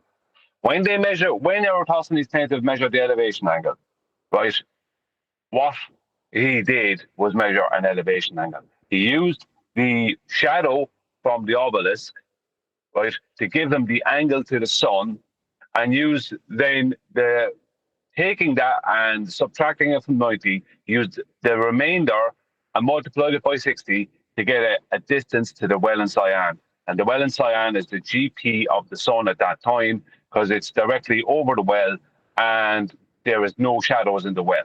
So he knows at that exact time that the GP of the sun is the well, right? He knew that already. So that angle, that's the story. So that angle is a straight horizontal elevation angle. There is no buts or maybes. What they do after that is they say, well, if all the light comes in parallel from a really, really big sun, then, right, then that angle can work. The shadow angle, not any of the rest, not the measurement or anything, just the shadow angle can work on a globe. But if the sun is small and local, then the Earth is flat. That's the actual official Eratosthenes story. The measurement is only a horizontal flat Earth measurement. It's the nonsense they try to get up to with the shadows and parallel light ray nonsense from the sun afterwards. That is the globe part. So they have to prove. So basically, they have to completely deny the very measurement they just took, completely deny it, and try and say that if light comes in parallel, that the shadow works. The shadow from the obelisk will work. So consequently, then it can kind of be a globe. That's all it is. The measurement part is still an elevation angle. There is no if, buts, maybes. They can't change that. So all they're doing is trying to mess with reality. Yeah, that's all they're trying to do. And for our And you know, newbie, But what? hold on. what You we know need what to else he could explain? do too is there's some old shows with 10th Man, when 10th Man goes through celestial navigation. If he views those shows, he will be on point.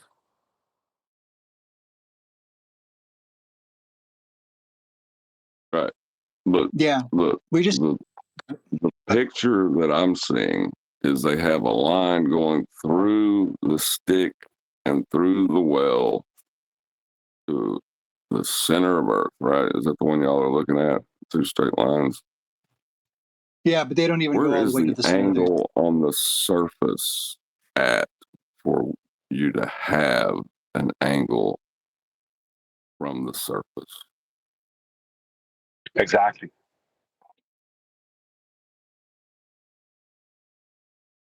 Well, would that be the 4,400 stadia? If we're looking at the same image here, basically they've No, got we're a talking about line. measuring an angle. We're measuring an angle. Okay. Where is the angle that they're measuring for this angle? Where is it? I don't see one in the picture. I see them drawing lines to a sphere. I don't see an angle being formed from a sphere. Yeah, there's not. You can't. Yeah, they're not. They're measuring the Earth, right? They're measuring a horizontal plane that is parallel to mean sea level, which is another horizontal plane. Then they're going on with some nonsense about parallel light from the sun, and they're curving the adjacent. That's what they're doing, right? Mathematically. Right. So they're taking the measurement and they're mutating it, basically. You can't curve an adjacent, but they're curving one side of the triangle and trying to still call it a triangle and a measurement. Exactly, But they're doing Brian. it. But they're doing it with the parallel light rays nonsense. That's what they're doing. Like that's all they're doing. It's a joke. See, but we're dealing with a newbie, right? So he's got to understand that everything they're going to put out there is going to be on a picture of this globe. Not even a globe, a picture of it, which is flat. Yeah, but see, let's just look at this, right? What they'll show you is a two-dimensional situation where this shadow with parallel light rays that show how a globe on a globe of 3959 radius, that if all the lights is coming directly in parallel from the sun, that this shadow can work. And they'll show you an obelisk and a kind of a shadow angle with it with this parallel light rays, right? Like they do with Polaris nonsense, right? But the thing about that is they can only show that as a two-dimensional diagram. In reality, the shadows only prove a flat Earth. They do not prove a globe. But in a two-dimensional diagram, with the messing around of mathematics, they can show someone a two-dimensional diagram and say, look, globe. It's like, and without the person realizing that they had to just curve the adjacent of the measurement they just made to do this nonsense. But they're not showing that part. It's a joke. That's what they do. Yeah. They're I'll give taking you the an angle example. that they couldn't measure. Yeah, they're taking the angle they couldn't measure on the surface. They're casting it to the center of the Earth on the equatorial plane, and then calculating how the light could be parallel in the center. Yeah, by making an angle at the center. And making they're curving the adjacent. That they actually.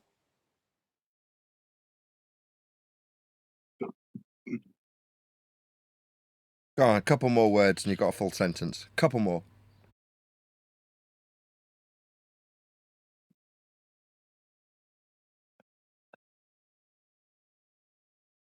Does the gentleman that brought this up? Sorry, my mother's friend came talking to me there. What they're doing is they mutate reality with the shadows by taking your focus away from the actual measurement. So you measure the thing, right, and it's a 500-mile long adjacent, right? Then that adjacent is horizontal. Then you say, oh, if the light was coming in parallel, then this shadow here could work on a globe, right? And then you take the angle, you bring it to the center, you make basically an angle with an arc length between 2 points on the globe, making an arc length of 500 miles, and you say globe. Right? It's a complete joke. What you've just done is curved the adjacent of a right angle triangle. That's what you've actually done. But people don't realize that because their focus is taken away from the actual measurement. And how that's done is they get people talking about and arguing about shadows. And people forget that the measurement used a shadow, but it was a horizontal measurement. Exactly, so what Brian. newbies need to learn is to see, whenever they see angles, straight lines, and angle measurements, just the word angle must require straight lines, horizontal reference planes at every step of the way, and then stop, knowing that those are flat earth measurements, and anything else that's inferred or suggested by whatever they're showing you is not possible unless there's a plane. The picture I'm looking at shows an actual square, like it's shoved in between the two halves of a globe. It's showing the equatorial plane that they're using for these angles. There's a flat plane there. If I look at that and I tell people, look, there's a flat plane that you need to make all these assertions about angles, we're done. You need a horizontal plane to refer to make any of this make sense. And that's it. Does the guy that asked the question understand what we're pointing out?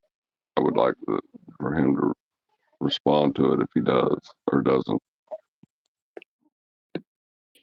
Yeah, hold on, give me 1 second. 1. 2, 3. I knew this was going to be a good show, man, and kudos to Rock for picking into So my thing was that I looked that up and like I don't understand how they with that how they assume that we're in a globe. You know what I'm saying? Like for example, my bad, I'm out of breath.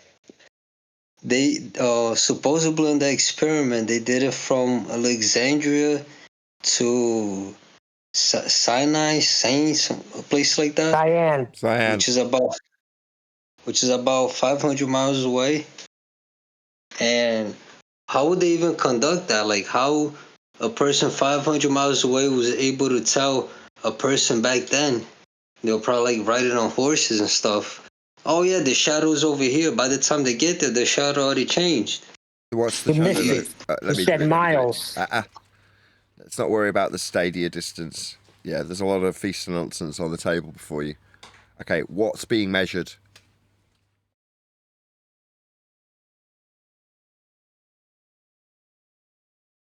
You're not going to answer that like that, surely. I'm asking him. Just given a very eloquent problem highlight there, the translocation of local time. Very good, sir.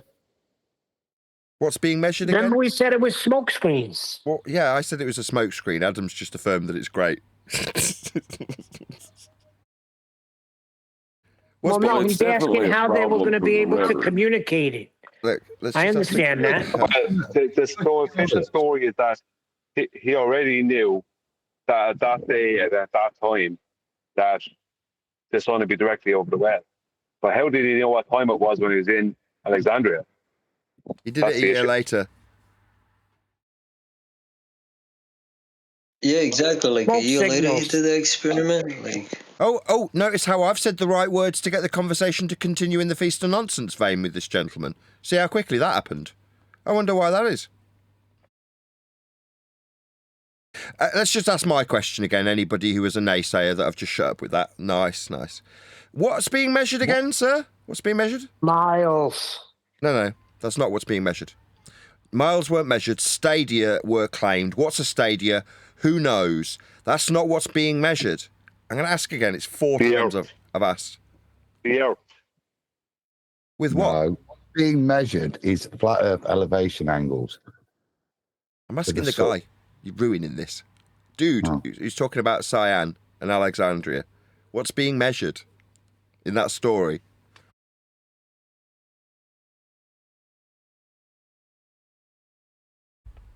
Maybe it's you asking me?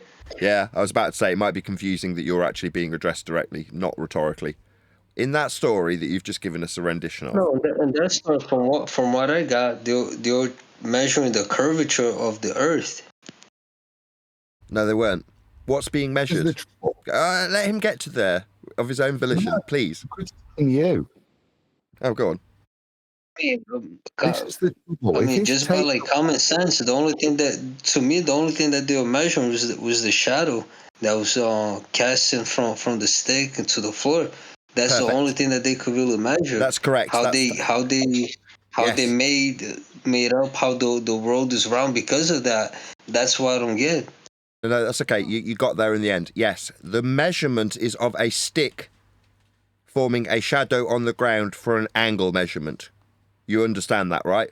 That measurement is a flat Earth measurement of an elevation angle. That's the only thing being measured. It's called an elevation angle. I just need you to confirm that you understand so I can continue. Yeah, I got you. I'm listening. Okay, so let's define what that is. The altitude angle, sometimes referred to as solar elevation angle, describes how high the sun appears in the sky. The angle is measured between an imaginary line between the observer and the sun and the horizontal plane the observer is standing on. That's Sustainable by Design's definition of altitude angle.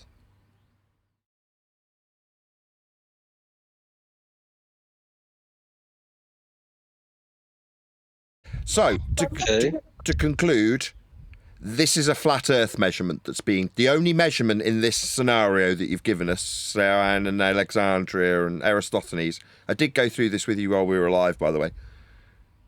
Was a flat Earth measurement. The only measurement was a flat Earth measurement of a horizontal plane for one line of the angle and a line up to the sun. That's what's measured. That's why I looked it up. I was trying to understand how it's being measured. That's it. That's why I brought it up, because you brought it up, and I looked at it, and I was trying to understand how to do the measurements and do the math that they were doing to understand what you're trying to say. Because I still don't understand 100% how I could do this experiment myself. How can I measure something? It's not an experiment. It's not an experiment. It's an elevation angle. It's an elevation angle to the sun. It's not an experiment, number one. Number two, the angle you're going to use will be a line between you and where the sun is, a line directly vertically down from the sun that will meet a horizontal line that you are standing upon. So that's a massive right angle triangle. You're measuring the length, which is the base of the right angle triangle. So if you put into Google right angle triangle and look at the bottom of it, that is what you're measuring. So what's claimed to happen with the Eratosthenes demonstration, what he's claimed to have done is measured the base of a right angle triangle that was 500 miles long. That's 500 miles of horizontal. That's what he measured. After that, they mathematically make it into a globe. The measurement is of a flat Earth. Do you get that? It's just an angle. That's key. That's 500 miles. What he's actually measuring is just an angle. So, in principle, it can only be two straight lines, and one of them's the ground. Otherwise, it's not an angle. That's what he's measuring. He's measuring an angle. One of them's the ground. One of them's the line up to the sun. It's that simple.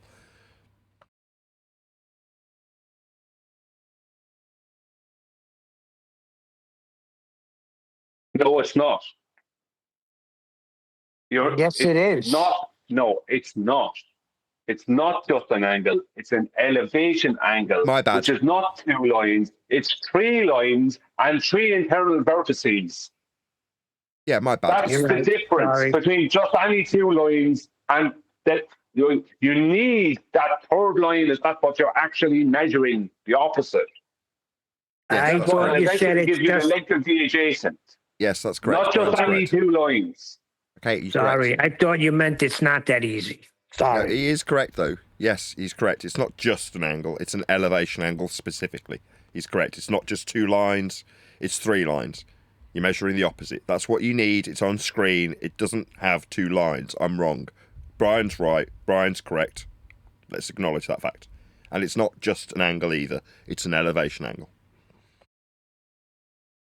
I was objecting to it's not that easy. I thought he meant it's not that easy. Yes, 3 lines. You're right.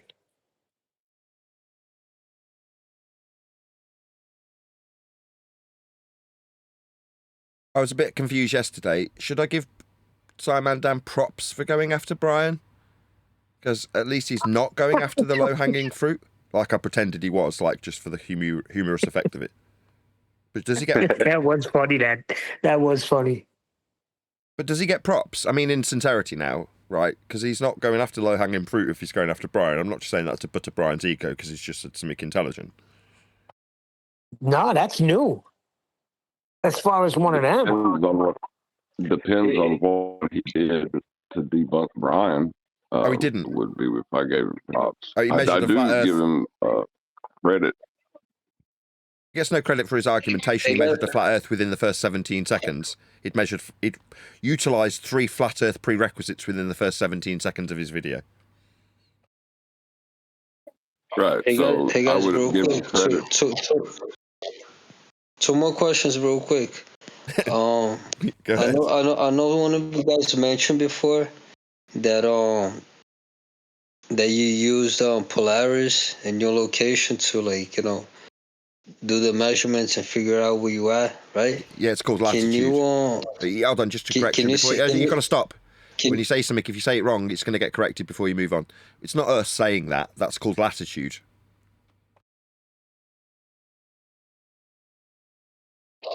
All right, my bad.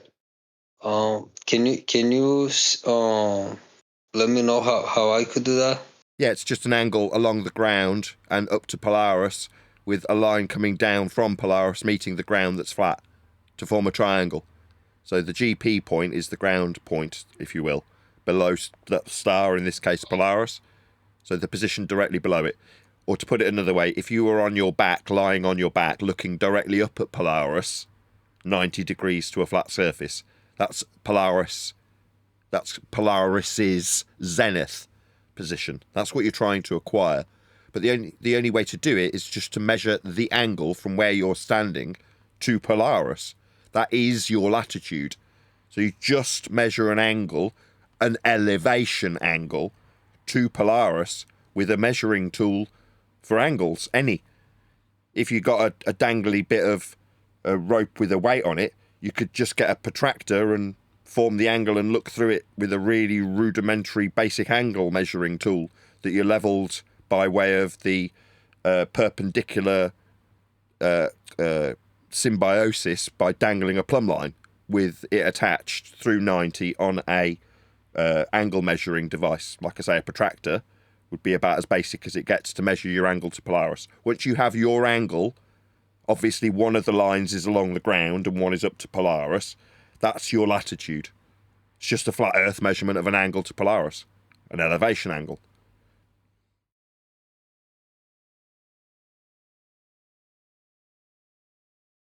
Just Google Gotcha. elevation. I didn't get that 100%, but I'll look it up. Yeah, just if you Google how to measure latitude, it's just an angle measurement of Polaris. So You can use a sextant if you want a nice posh angle measuring device. And you level the tool. Yeah? You know what leveling means? Getting it perpendicular to the plane of reference, which is the ground, because that's going to form part of the angle. And then the other line that the tool would line up with, that is to say you'd line up your sextant or a line up through your protractor, goes up towards Polaris. So there's one line to Polaris and one line on the ground. So the elevation angle is the degree from the horizon to Polaris. That's what you're measuring. That's latitude. Gotcha. And second question is, what other stuff could I use if I can see Polaris from where I'm at? If I'm To on measure the it? southern hemisphere. We can't see it. So the minimum elevation angle forms what we call the equator. That's the extremity for what we call an area of equal elevation or circle of equal altitude. And the minimum for Polaris gets relabeled the equator. But it's just the minimum. So to say, well, how do I see a star beyond its minimum? Well, you don't. That's the minimum. So Polaris is the only one that could be used for this, right? It is the only one that's used for this. There is no other star that offers an absolute direction. So in literal terms, there is only one absolute direction, and that is north. Everything else is relative.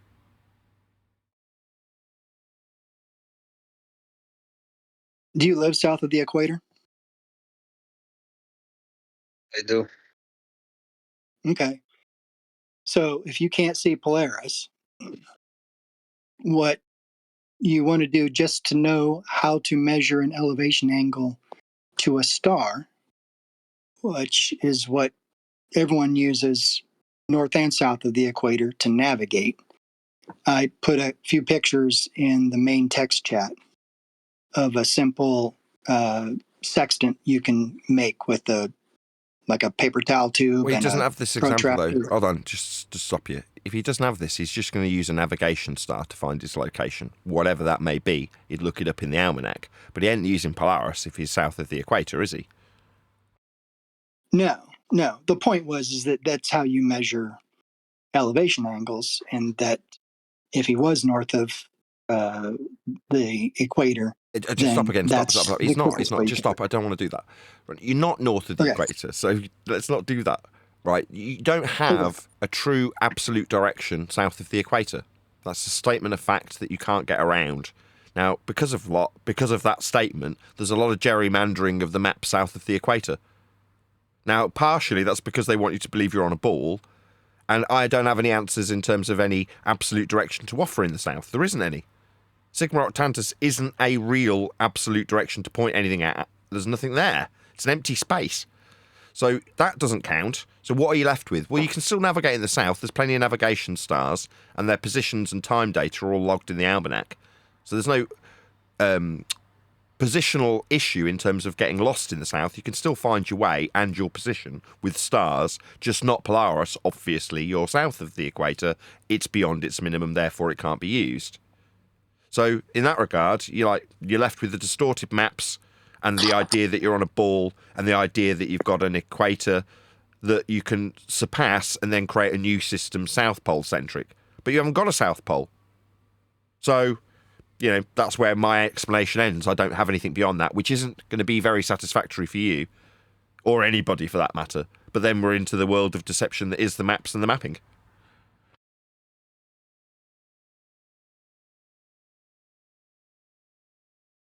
But just one more thing.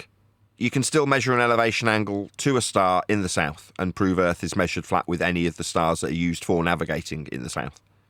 So no, you don't have a fixed point like Polaris. Yes, you still have stars, and yes, you still measure elevation angles to those stars for navigation and mapping and charting. I mean, over here, if I look directly south from where I'm at, I could see Alpha Centauri, and from maybe like 7 o'clock at night is about a 45-degree angle. It goes up almost all the way 90, and then it starts coming down. It gets about on the horizon, almost on the horizon at like 6, 7 o'clock at night. And I mean in the morning. So Right. I could probably use that, right? Exactly, yeah. Alpha Centauri would be a navigational star, so you can look up its position after measuring its elevation angle with respect to a flat Earth and find your way with that. Yes, absolutely. There's obviously other stars that you can use, but there just isn't one that's comparable to the Polaris fixed north direction that you get from that specific star. That's the only one that has that to offer.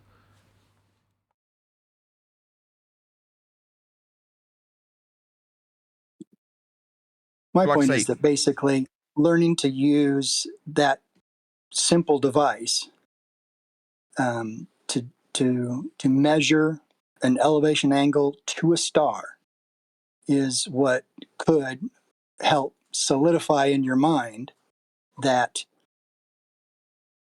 this is ultimately the flat Earth proof. You're actually measuring the Earth flat. You look up at Alpha Centauri or any star, and you look at your little your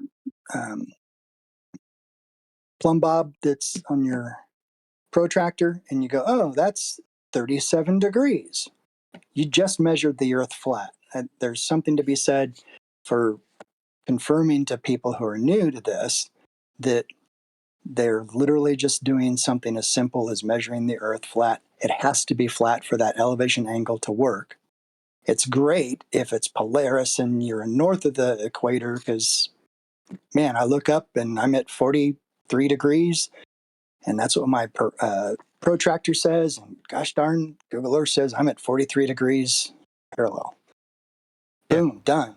That was a something tangible you can do and you can suggest people do so that they can show their kids, and say, hey, we just measured the Earth flat.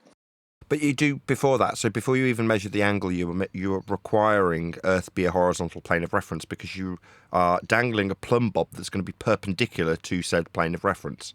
So in other words, to establish this axiomatically, to have the principle to use the protractor with the dangling plumb bob, Earth must be flat because axiomatically it's tied to that perpendicular of the tool before you measure the angle. So in other words, you're measuring Earth flat before you even get to the angle. Yeah, and that just what it takes people. It just takes that sinking in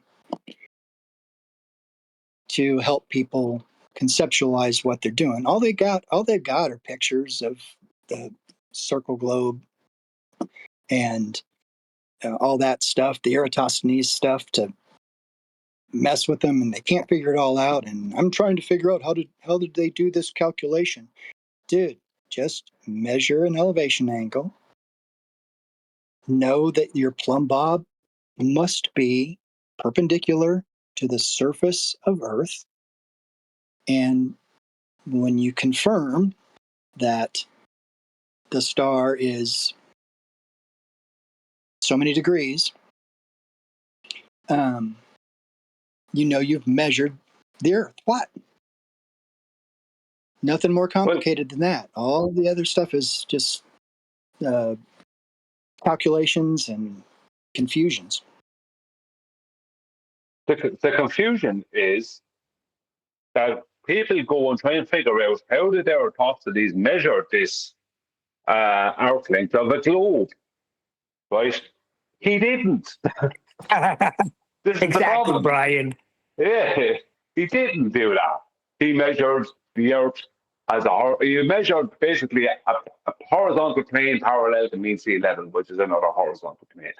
But people are confused because then they're brought from this measurement that they can't figure out to a shadow issue, to a parallel light ray thing with a big sun, and then they're brought to the center of a globe, and they're shown now that's how the arc length was measured. And people go, I think I understand it now, because they don't want to say, I don't understand any of this. He never did what he was saying to do. The whole shadow, the whole parallel light ray thing is just a diversion away from what he actually did, which was anything but measure a globe. And that's the thing. He measured the Earth to be, horizontal. And that's the thing about it. So that's why it's always a confusion for a lot of people. That's what confuses them.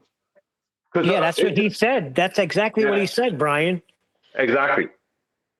He said, I just say it for the audience because I thought you were going to say it. Yeah, if the sun is big and far away, then those shadows can work on a globe of radius 3959 miles. But if the sun is small and local, then the Earth is flat. So it came down to the shadows and whether the sun was really big and far away. Not to do with the Earth, then. Yeah, do you know what let's I mean? make it about how far away the sun is. Exactly. And how did he measure stadia? When did he do it? Oh, it was a year later. Oh, well, that's even more confusing. So we just whistle straight past the actual measurement of Earth being flat then and focus on completely ancillary aspects of it, like stadia. Really gets my goat, this stadia thing. Who gives a crap what stadia is?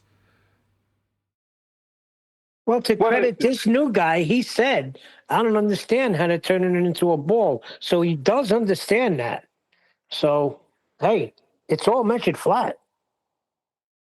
Well, the thing is what people are told is that Eratosthenes measured the radius of the globe. That's what they're told.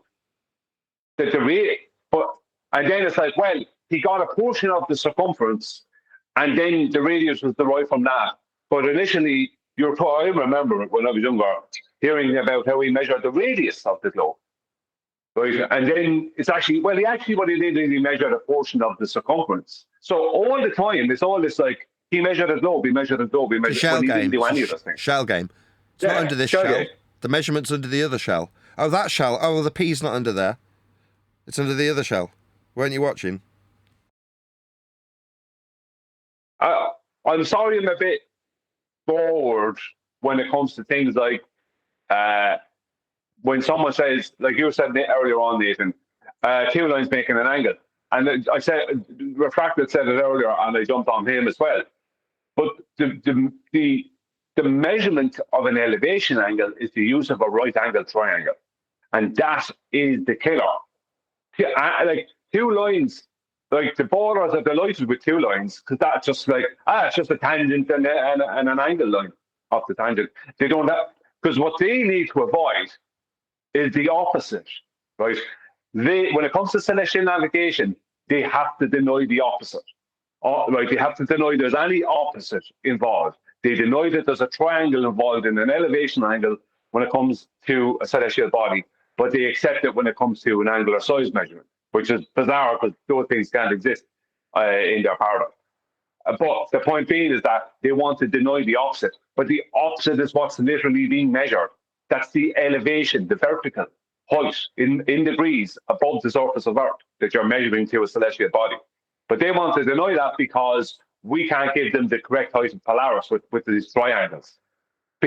Or the sun around this. Yeah, because they don't adhere to terrestrial rules.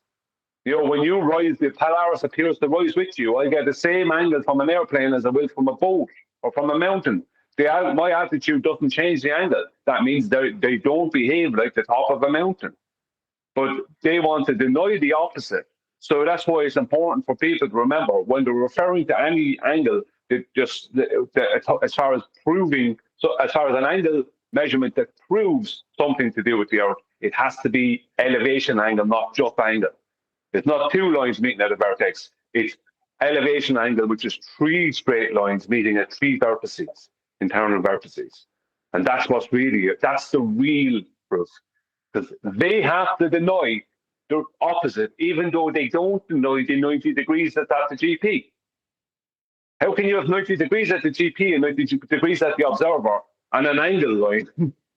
And you know what I mean? And you have no opposite. It's ridiculous. One of those 90 degree at the 90 degree at the GP, one of those is the vertical. You know what I mean? So their whole claim, all their claims are convoluted. And that's why it's important to hold them to the fact that an elevation angle is a right angle triangle. And what's being measured, don't care if it's a mountain, don't care if it's a tower, don't care if it's your house, and they don't care if it's a celestial body. You're measuring the opposite. That's what's being measured. And that's why I stress on it. I think Adam does too, and I know QE definitely does. It drives him up the wall as well. Elevation angle, because that's what's being measured. the elevation. And you can't just, it's not an elevation angle with just two lines. It's not. It requires that right angle triangle. It requires that right angle within that triangle. It requires that at the GP, even though you'll have one at your position at the GP, either directly at it or directly vertically above it, the 90 degrees is there. That's what a right angle triangle is. That's it. That's how, if we use it for an angular size measurement, we'll need that 90 to do it. You know what I mean? It's all requiring 3 straight lines and 3 internal vertices that sum to 180 degrees. And that's why I focus on it, because that is the proof. That is the measurement, and that is the proof. 2 straight lines meeting at a vertex is not the proof. That's why I sometimes jump on that and sometimes I'm a bit forward about it.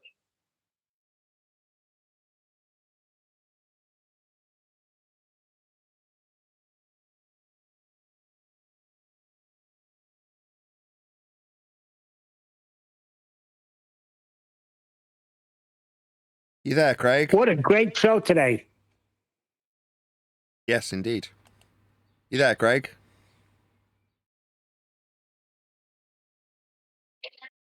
I think the mistake that I'm making here is that I guess I'm trying to find I guess I'm trying to figure it out how to disprove the globe model instead of trying to figure it out the reality of it. You know what I mean? Well, you know, there is no gold model, right? Exactly. That's why I say I think that's the mistake that I'm making, is that we're so used to that. Like I said before, I've been, brainwashed with this idea that my whole thing is to try to figure out how it's not, instead of just trying to figure out what it is. Yeah, just prove it's flat and you won't have to disprove it's a globe. It's that simple. Once you prove it's flat, there's no need to disprove anything else. You've just proven it. That's all that matters. That's why the measurements killed the globe outright. Yeah, once you prove it. Sorry, bro. No, go on, I was just going to say, once you prove it's flat, everything else goes out the window. You are no longer in a solar system. That's out the window. You're not going to deal with any of that nonsense. And notice you said globe model, and most globers always say globe model. And if you've ever built models as a kid, you know this simple fact that in order to have a model of something that's real, you need real measurements of the real thing that you're modeling. So every time someone says, well, the globe model says, all you have to do is ask, where'd you get the measurements for your model? And they won't have it, because you know that all measurements related to Earth are based on a horizontal plane.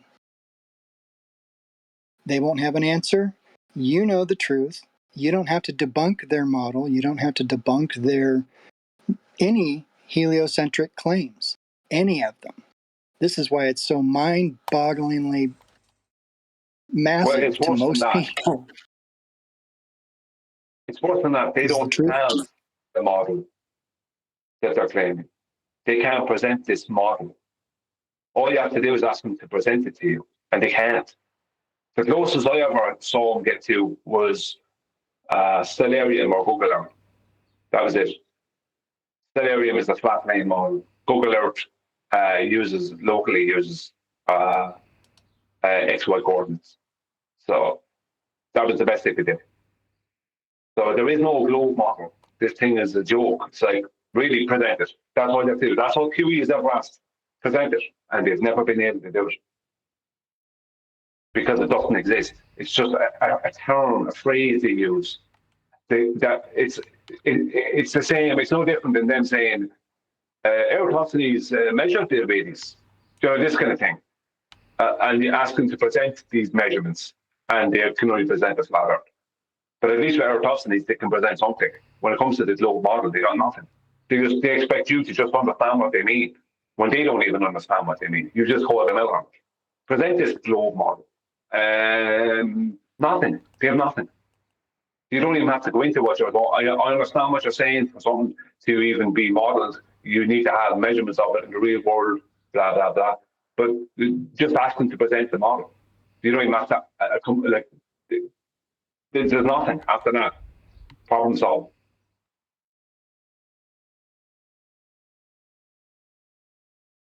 Well, when they ask you for your model, your flat Earth model, which we know is a false dichotomy and whatever, but they're going to ask, then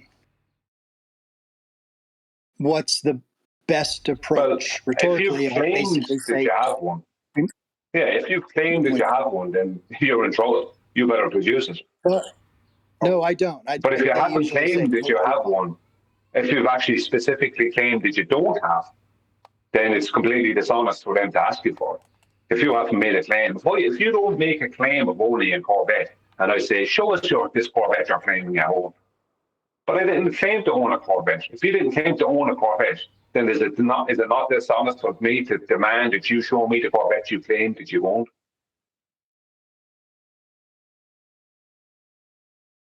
True. So just make sure and never make that claim, which I haven't done for several years now.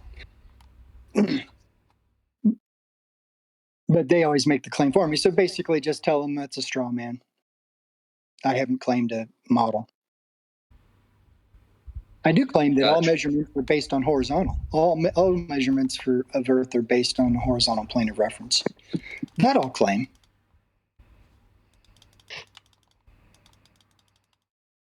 I have no problem saying that if I don't know something, you know. Somebody be like, "Oh, well, what's your model look like?" I don't know. Who knows?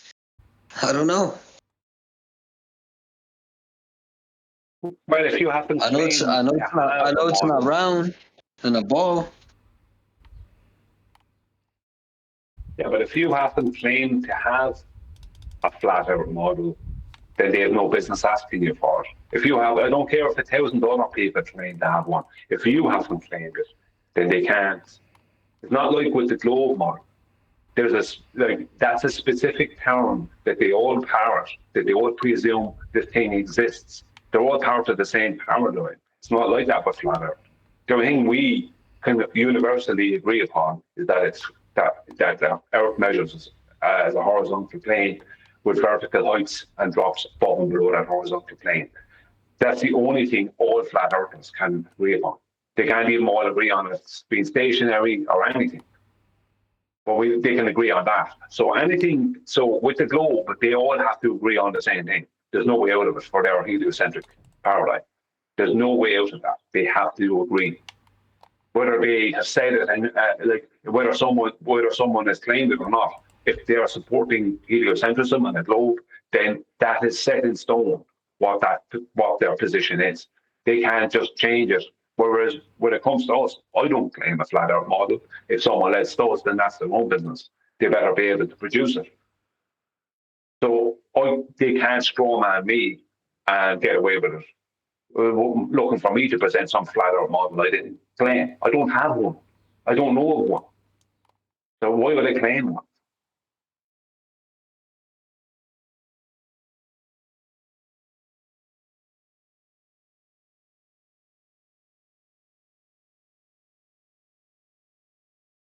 Right. Let's see if I can get Craig's attention again. You there, Craig?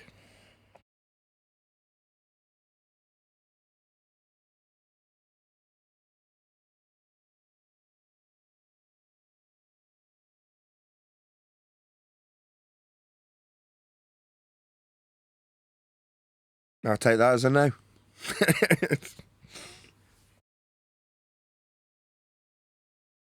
Do we know what time QE's arrived, anyone?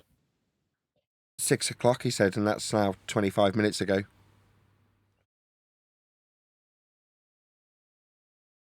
Right, I'm going to round out this live stream. A huge, massive, enormous thank you to both Discord and G Plus panels for making today's after show possible. I've been Nathan Oakley, and I'll see you all in the next video.